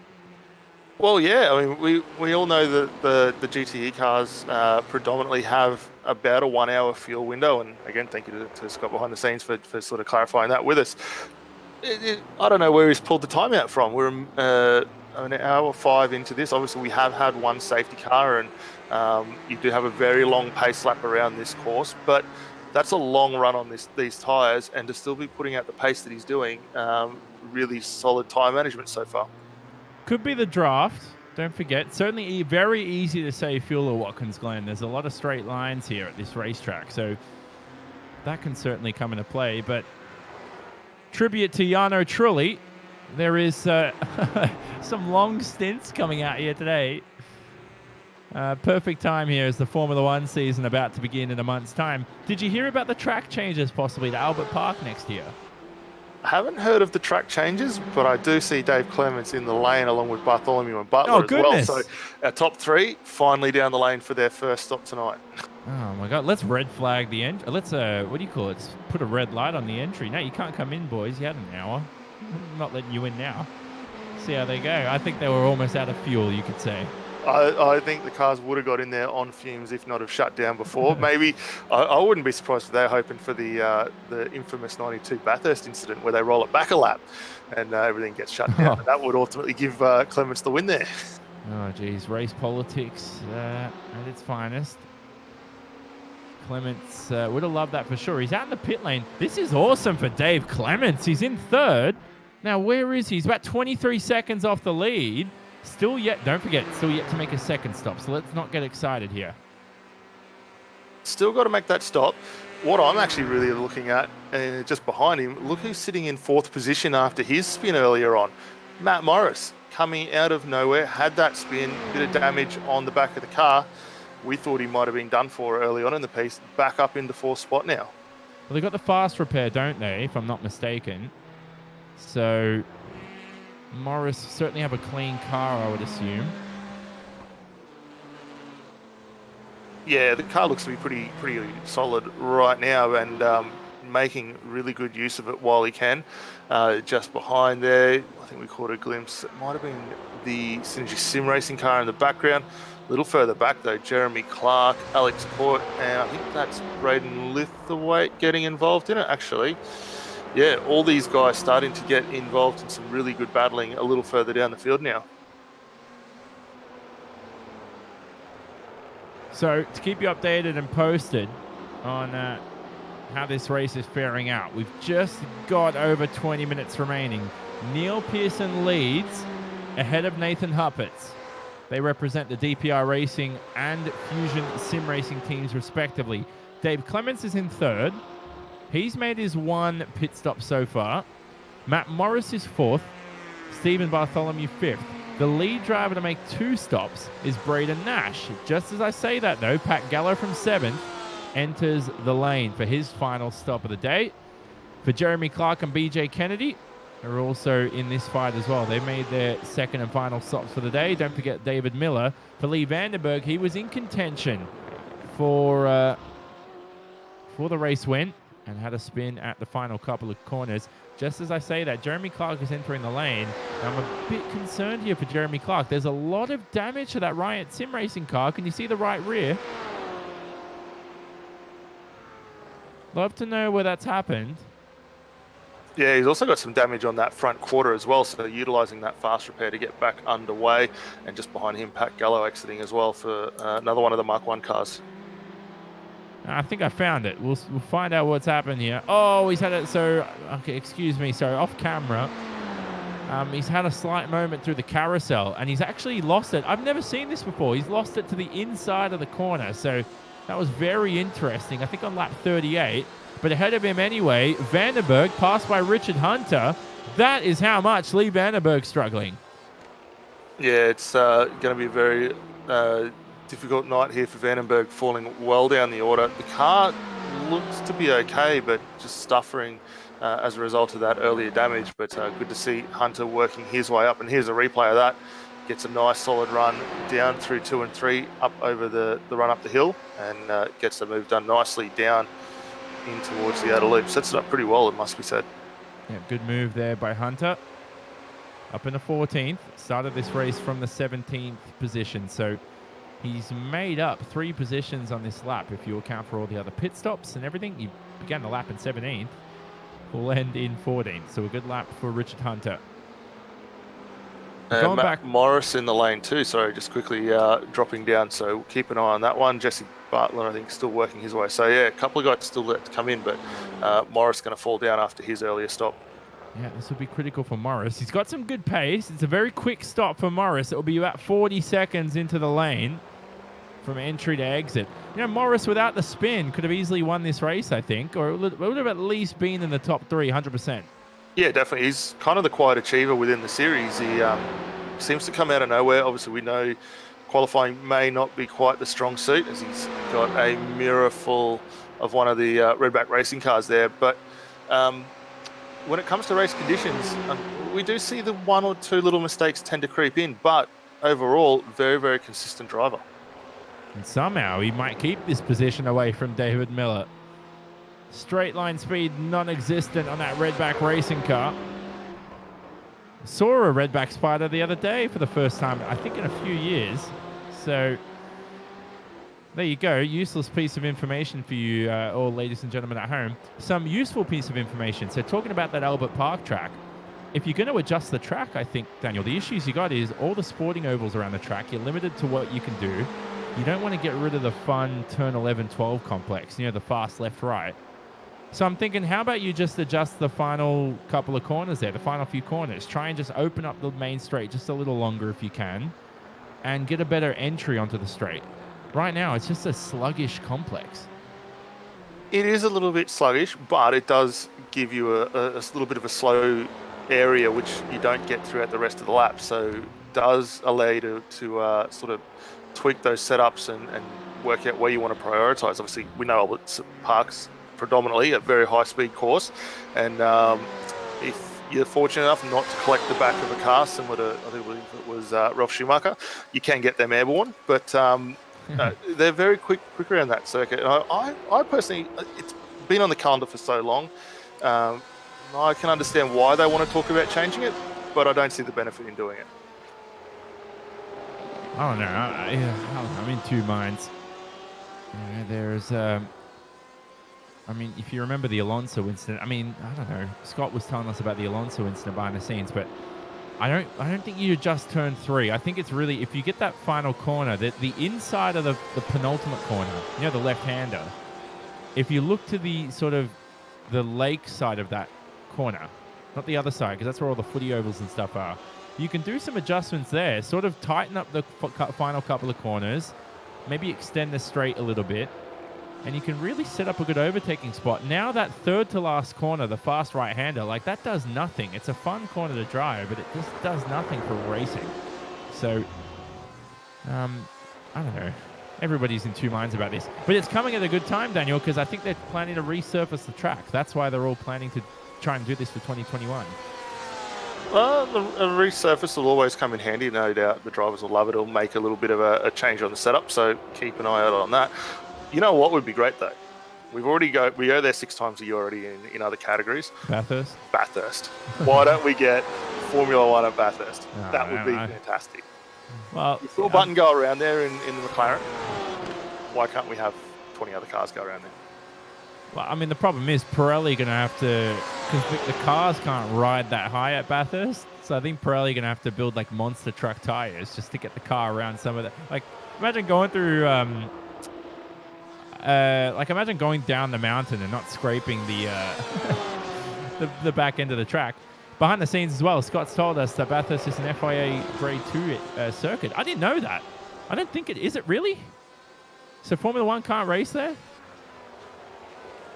Well, we're continuing. It's a night of new learnings. We picked up you're a bit of a prophet. You can pick when guys are coming down the lane. We're now getting the great information around Bathurst. So it's a night full of fantastic learnings.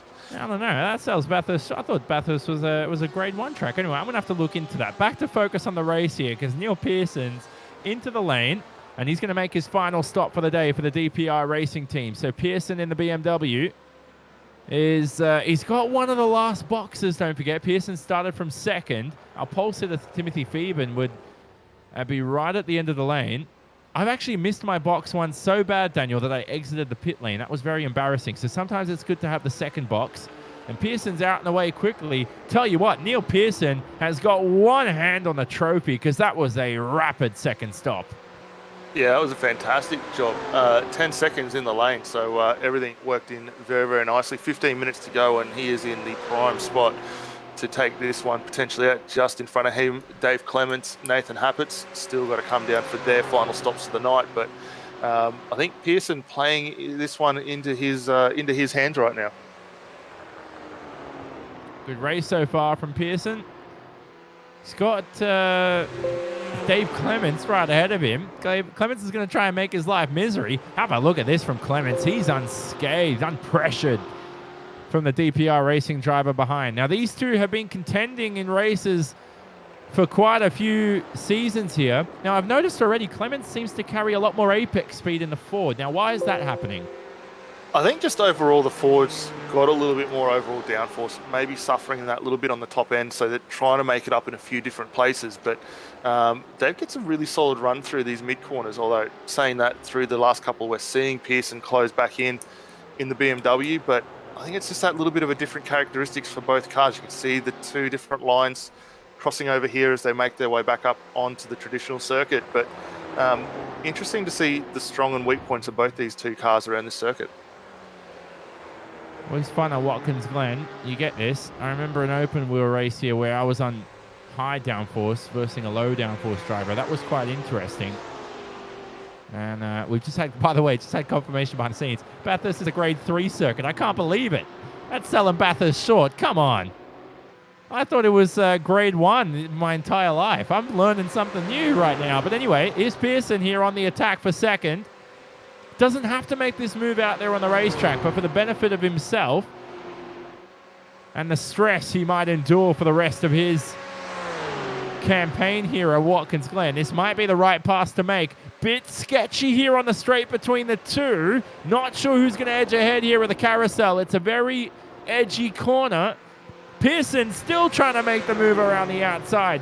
Thrilling battle here towards the end of the race. Only separated by a matter of inches. You couldn't put a cigarette paper between the two. Somehow, though, Clements and Pearson remain alive, and they remain in second and third, although position swapped. Yeah, really solid battling between both those drivers. Obviously, no one wanting to give up an inch. And while we know that Clements has still got to come down the lane for his final stop, it's still for track position. You don't have to give these ones up, and great fighting there. Yeah, it reminded me a lot of what we saw last week out with Van Gisbergen and Phoeben battling as hard as they were to the final corner. So one thing that must be said for the GTs, they do promote a lot of good wheel-to-wheel racing. And when you get two solid candidates like Neil Pearson, Dave Clements, the racing's certainly going to be on for young and old there. Brilliant start from Pearson. He's got about 20 seconds to Huppets, who's yet to make his second stop. So you expect them to make it in the final 10 minutes. Dan, do you remember if Huppets took tyres, I think, in his first stop? Can't recall. I think he did. It was a long pit time. Yeah, I'm not 100% sure. I wouldn't surprise me that he would have taken the tyres there to come out with a shorter stop later on, but we'll keep an eye on that. A couple of guys still going at it, Bartholomew and Butler, the two Redback racing cars, pretty well inseparable for this last half of the race. And again, great parity between both the BMW and the Porsche there. One quick question I wouldn't mind putting out to the viewers while we've still got 10 minutes on the clock. Yeah. What is their favourite sounding car out of the GT3s currently in the championship? I know what mine is, but I'm very curious to see what everyone else's is. Well, why you just said that, Jesse Butler's screamed past Stephen Bartholomew here. And he could fight back. No, he can't. What was your question again, by the way? What's the best sounding GTE car currently in the race? Ford, BMW, Porsche or Ferrari? That'd be a good one to answer. All sound good to me. I'm the last guy to be PC, so everybody at home knows I'm not being PC when I say that, but yeah, they all sound pretty cool. I like the sound of the Ford sounds pretty cool. But anyway, with 10 minutes remaining in this race, that's a brilliant move by Butler. Can you believe grade 3? It's a grade 3 circuit. I can't believe it still. I don't know if I want to call the rest of this race, mate. That's how much that surprised me. What's wrong with Bathurst? Scott reckons it could be the what is it? The catch fence on the inside of the mountain. There's none of it. You can just fly down the mountain like a rally driver who makes a mistake. Well, look, it kind of makes sense, especially when you think of the track reconditionings they're having to do at where is it? Denmark for their race. They're having to obviously rechange the entire circuit layout. You mean the Netherlands, right? You're talking about Zandvoort? That's the one, Zandvoort. I knew I'd get there eventually. But they've had to repurpose the entire track to make it up to scratch there. So, yeah, I can quite understand it.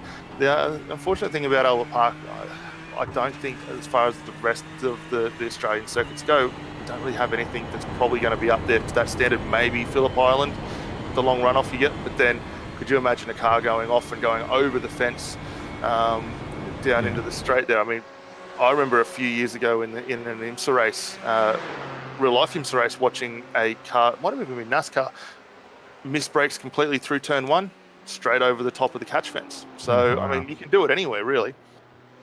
Yeah, very dangerous, of course. So we saw it happen with Jan Mardenborough, didn't we? A few years ago at the Nordschleife, and that unfortunately took the life of a spectator. So that stuff you never want happening. You can always fall in the worst place at the worst time.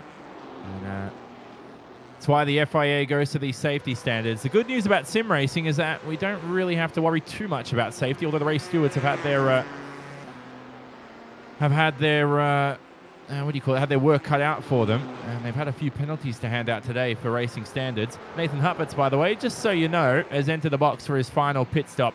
That will hand the lead to Neil Pearson. Dave Clements is in second, yet to enter the lane.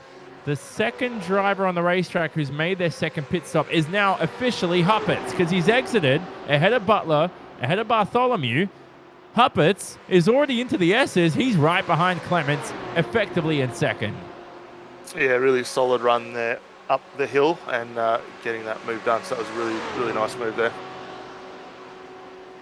Progress on Lee Vandenberg. He's falling down the order like flies right now. He's got no chance of even entering the top 10, I would think. He's going to struggle. But let's root for the best for Lee Vandenberg. And Huppets right now on Clements. Now, Clements has already shown us, Daniel, that he's a tough cookie to pass. Let's see if he replicates that same culture and that same personality here in the final 8 minutes. Yeah, I think Dave will want to try and maintain these positions as much as possible. You know, one thing I'm wondering, and I can't quite get it through the telemetry at the moment, did we see him come for a pit down through when the safety car came out?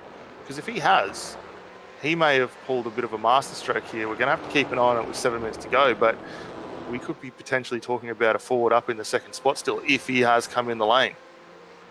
Are you talking about Clemens here? Yeah.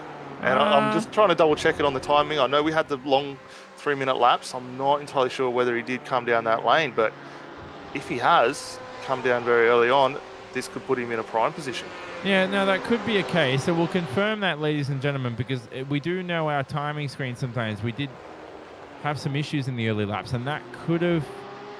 Well, now actually, before we go further, we must thank the guys in the back, I believe, on the YouTube chat. We're hearing the team saying that Clements did come in on the safety lap. So lap 3. This potentially could be the spot where we see a forward in the top 3.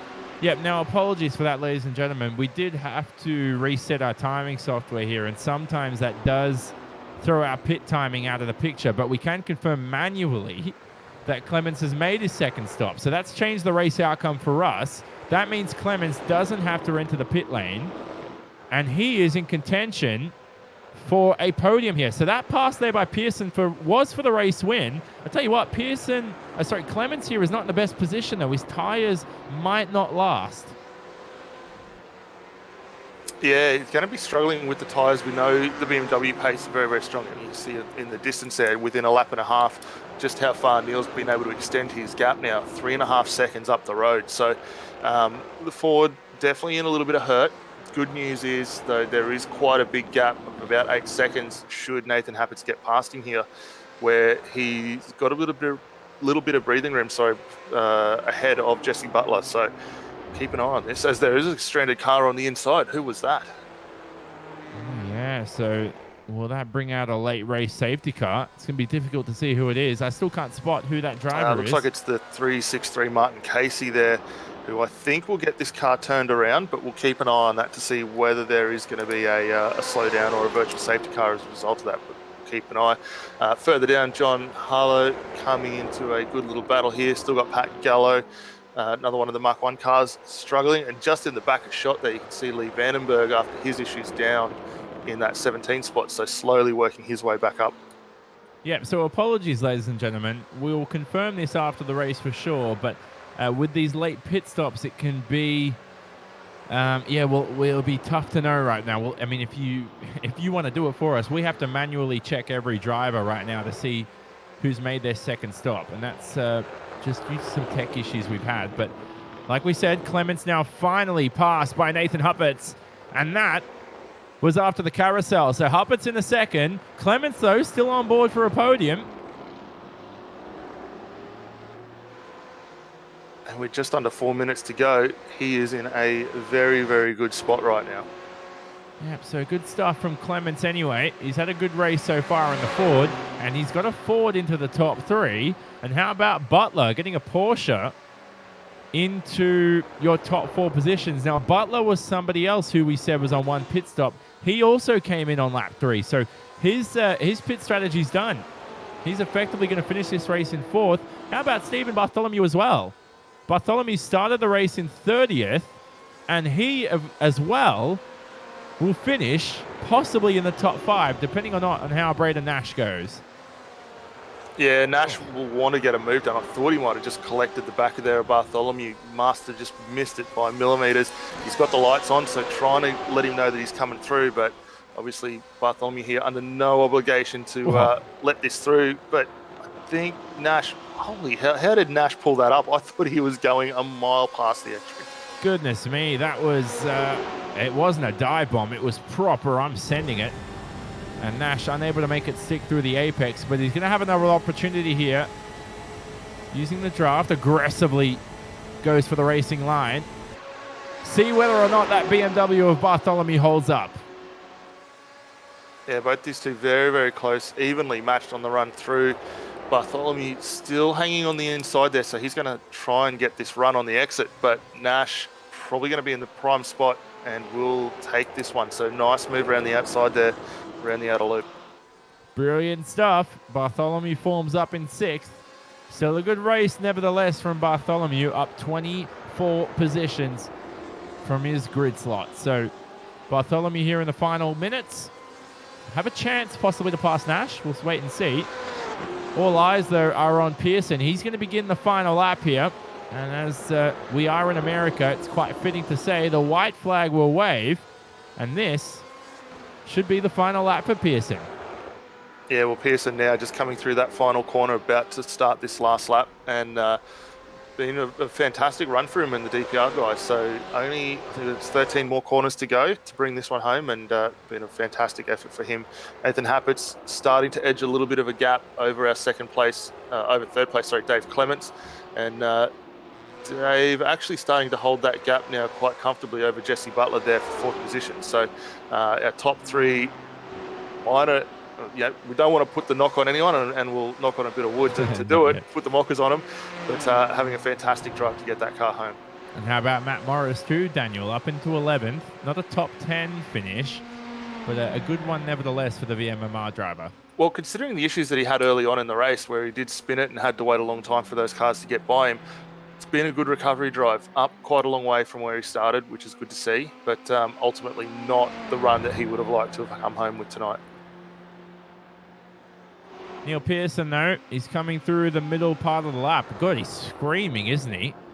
Felt like we were just talking about him a moment ago. He's already through into his final couple of corners here at Watkins Glen. Through the tote, now on towards the boot. For the DPR racing driver, he's always been competitive in this championship. We'll see whether or not this win projects him into championship contention for sure. There'll be one to remember for Pearson as well. Started the race on the front row. Got rid of Timothy Phoeben, who's had some late race issues. Certainly through the pit stops, Phoeben strategy just didn't go his way. But for Pearson, though, it's a day to remember. The DPR racing driver will win round 7 of the AMF GT Series here. And a brilliant victory by Pearson himself. Huppets will come home in the second position. Right behind him, Clements will round out the podium. A brilliant result for Clements, who started from 16th on the grid as well. How about Jesse Butler and Braden Nash? They remain ahead of each other. Stephen Bartholomew, he'll be lamenting that position change, but still a good result nevertheless, up 24 spots into 6th. Good result for Aidan Luthwaite after poor qualifying. He crosses the line in 7th. Trying to see if there's any last lap battles here. Pat Gallo is very close behind John O'Halloran here. This is for 15th. Don't think it's going to be enough here for Pat Gallo. He's not going to have the run to the line, and that means Halloran's going to finish 15th, Gallo 16th. But we talked about Pearson, Daniel. A great victory. Valiant efforts, though, from Huppins and Clements, both on the podium, and the safety car seemed to help Clements.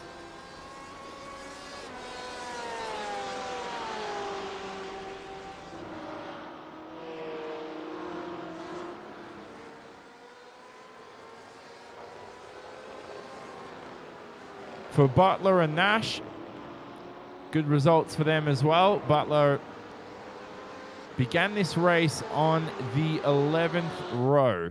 That's how much progress he's made. Now, a lot of these drivers, like we said, due to our timing issues, we're unable to locate, unless we did it manually, to see whether or not they made that pit stop under the safety car period at the beginning of the race. Because under the rules, you can only make it at the beginning of your own third lap, and that's what a lot of drivers opted for. So brilliant stuff for the likes of Jesse Butler there, who came home in 4th, and it seemed to aid his race there. And it seems that making a pit stop under pace car, despite putting yourself in traffic, can make a huge difference to the rest of your race. Just such a long pit lane here at Watkins Glen.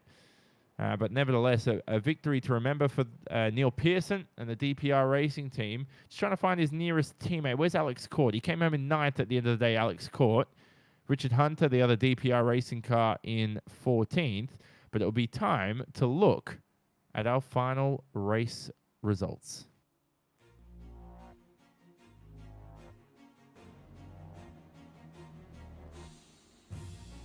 So like we said, Pearson, Victor, ahead of Huppets and Clements. Now, Butler finished 4th, and we see Nash and Bartholomew. Our highest licensed drivers didn't fare too well today. Aidan Luthwaite 7th, Matt Morris 11th, and Richard Hunter 14th. So you can see the drivers whose whose race number starts with a 9. They're our highest I-rated drivers, and they're highlighted in purple. Not the best race for those three so far. And as we scroll through the order, issues for Fieben and Vandenberg put them down the order along with Pat Gallo. A race to forget for those three Mach 1 Esports driver, but they'll be certainly celebrating leaders Dave Clement's awesome result. Specchio ended up in 20th. Decent result for Specchio. Didn't start that high up. Lee Siddles, at the end of the day, came home in 26th after his pit stop blunder. Damon Mulqueen down in 28th for the Synergy Sim Racing team. And there was Martin Casey with some issues late on. Even Martin Crisp had some issues this race. The two Martins, we normally see them definitely up the order at worst sometimes, 15th, 20th at worst.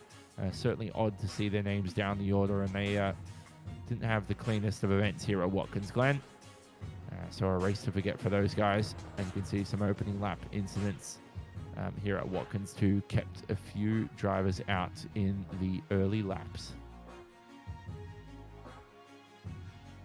So time to head to post-race interviews here for round 7 from Watkins Glen. We've got Neil Pearson on board. Neil, we got you? Yeah, you got me. So what a victory for yourself, wasn't it? I mean, it seemed to be, I don't know, apart from the early laps, it seemed to be a progressive race for you. You nailed strategy. There's not much to discuss, is there, apart from that? There's a little bit to discuss. There's always something. It was good. I did nail the strategy, but Dave coming out at the end, really, I was like, where did he come from? And I worked out, he put it under the safety car. And I was like, wow. And I knew Nathan was coming for me as well. So I was just like trying to just hit my marks and just do every lap consistent as I could, and no mistakes, and that's pretty much what I did.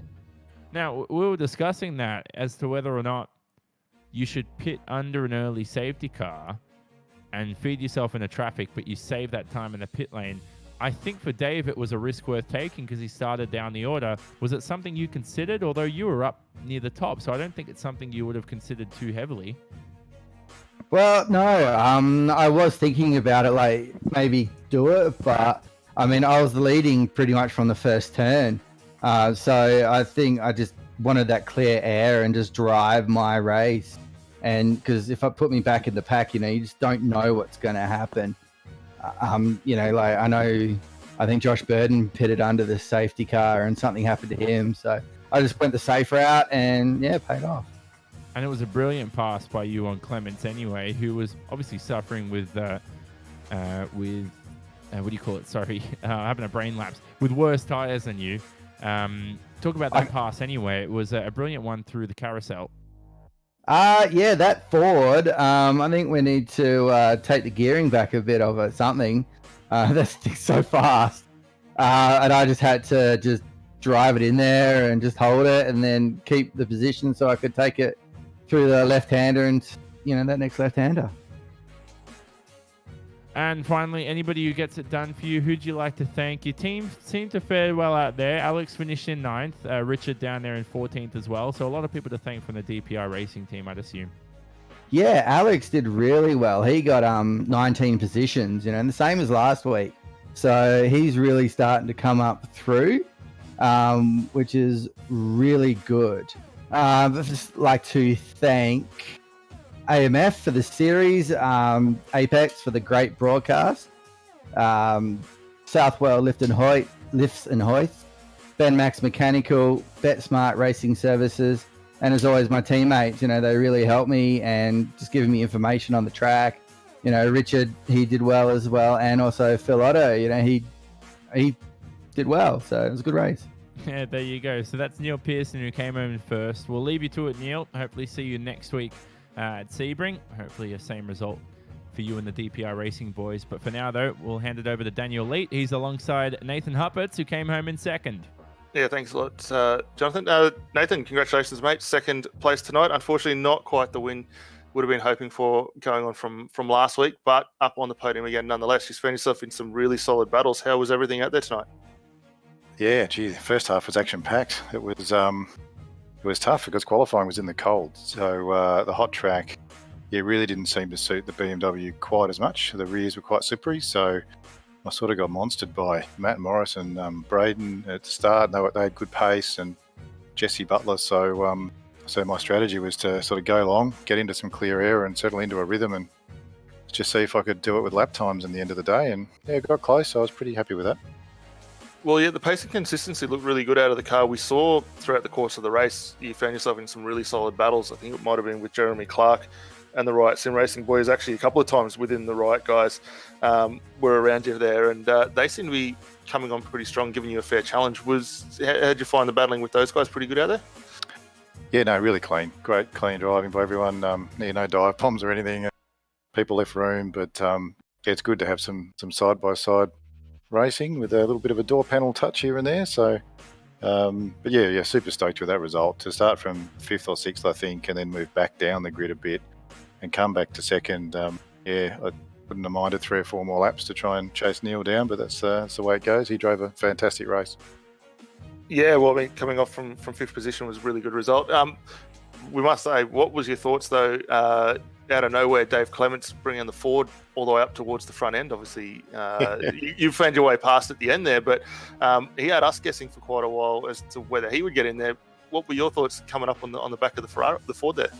Oh, to be honest, I hadn't even considered Dave to be in the mix at the end, and every now and again I'd glance over at my data to really look at Jesse, Braden, Neil, Tim Phoeben and Lee to see what lap times they were doing. And yeah, I was really surprised, to be honest, when I came out and Dave was in front of me and I had to look and see that he actually had done 2 pit stops. So fantastic strategy to pit early. But his tyres must have been old, so it probably wasn't that difficult to get past him in the end. But yeah, hats off to him. It was just a fantastic strategy call to get on the podium. Yeah, definitely, mate. Well, obviously, going on from here at Watkins Glen next week, we go to Sebring for the final endurance race. You're in a really good position as far as the championship goes for the endurance points and getting yourself in for the awesome prize that Infinity are doing. What are your thoughts going forward to that track? Yeah, Sebring it's a track I like. So did a bit of running there early in the week because we'll be Fusion Sim Racing will be doing the special event, the 12-hour there. So yeah, tested a few setups and I like that track. The Beamer feels pretty good around there. So no doubt it'll be very tight at the top again in this fixed setup series, but that's what makes it so much fun.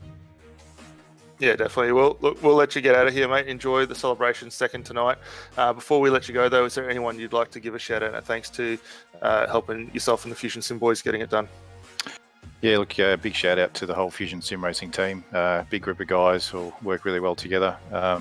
And our sponsors that help us get on the track every week, Eclipse Signage, Dripping Paint Graphics, and Daryl Carter Plastering. So thanks very much to that. Thanks very much to you guys too for everything that you do with the hosting and the broadcast. It's really great. So we appreciate it, all of us too.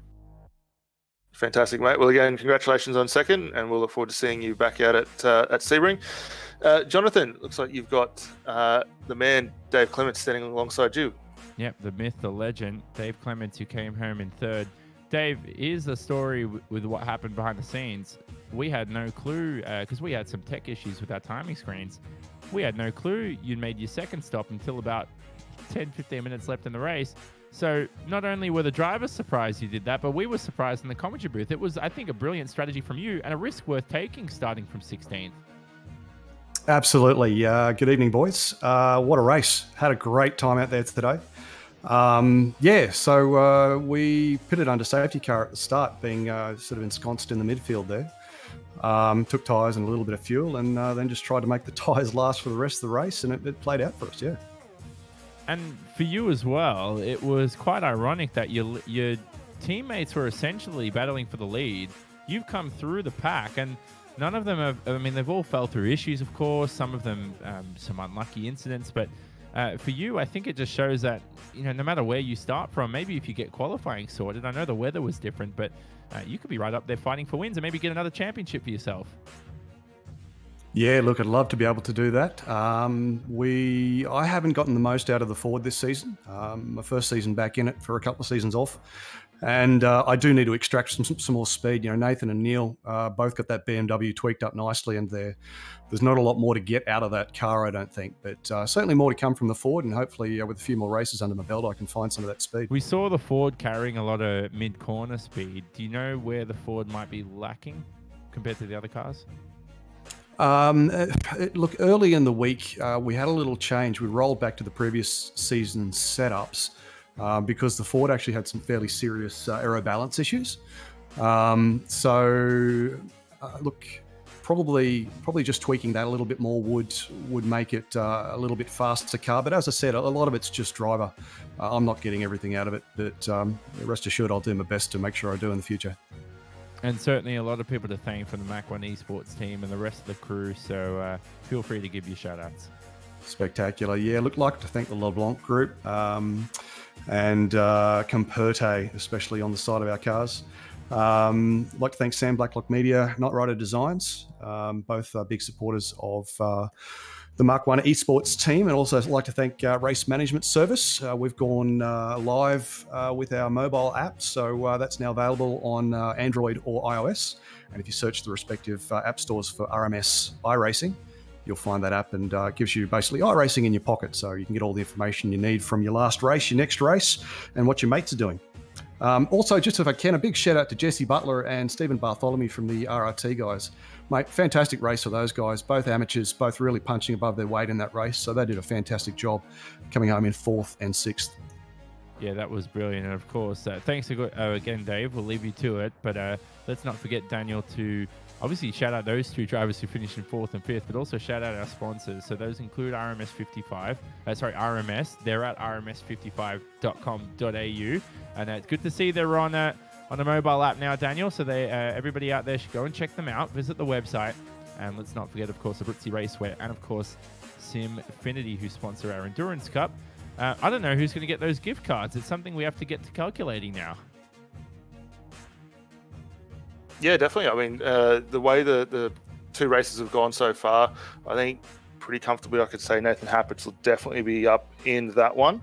As for the other two, we've seen a little bit of a mixed grid over the course of the few races. So quite a few guys now starting to factor in, the likes of Dave Clements, Neil Pearson also likely to be in that as well. So it's going to be interesting to see what the final race brings next week out at Sebring, and finally getting an idea of how that will stack up for the Endurance Cup. And it's one that we'll find out in 7 days' time. These GTE machines will be back racing again on the 23rd of February. As we said, that's in 7 days' time, and that will be 90 minutes around Sebring for our final endurance race of the season. It's not the final race of the campaign. The week after that, we will head to Road Atlanta for the final round for Season 10 of Aussie Mixed and Fixed GT action. Of course, check it out on Apex Racing TV, broadcasting on the iRacing Esports Network. Thanks to all you viewers for joining us today. The YouTube chat was lively. Loved it. Brilliant stuff from all our audience. From myself, Jonathan Simon, Scott Newton behind the scenes, Daniel Lead alongside me as broadcaster, and our entire Apex Racing TV crew. Hope you enjoyed the presentation broadcasted on Apex Racing TV. Now, if you're new to Apex Racing TV, visit the website. That's apexracingtv.com, and you can find more information for yourself, of course, on sim racing broadcasting. Thanks to series sponsors RMS, Abruzzi Raceway, and, of course, Simfinity for our Endurance Cup. Our winner today was Neil Pearson for the DPR Racing team. We'll say so long from the classic, historical Watkins Glen. And we'll see you at Sebring in Florida. About if it was real, we'd fly a few hours north, but thankfully virtually, it's just a few clicks away. But that will be in 7 days' time. See you then.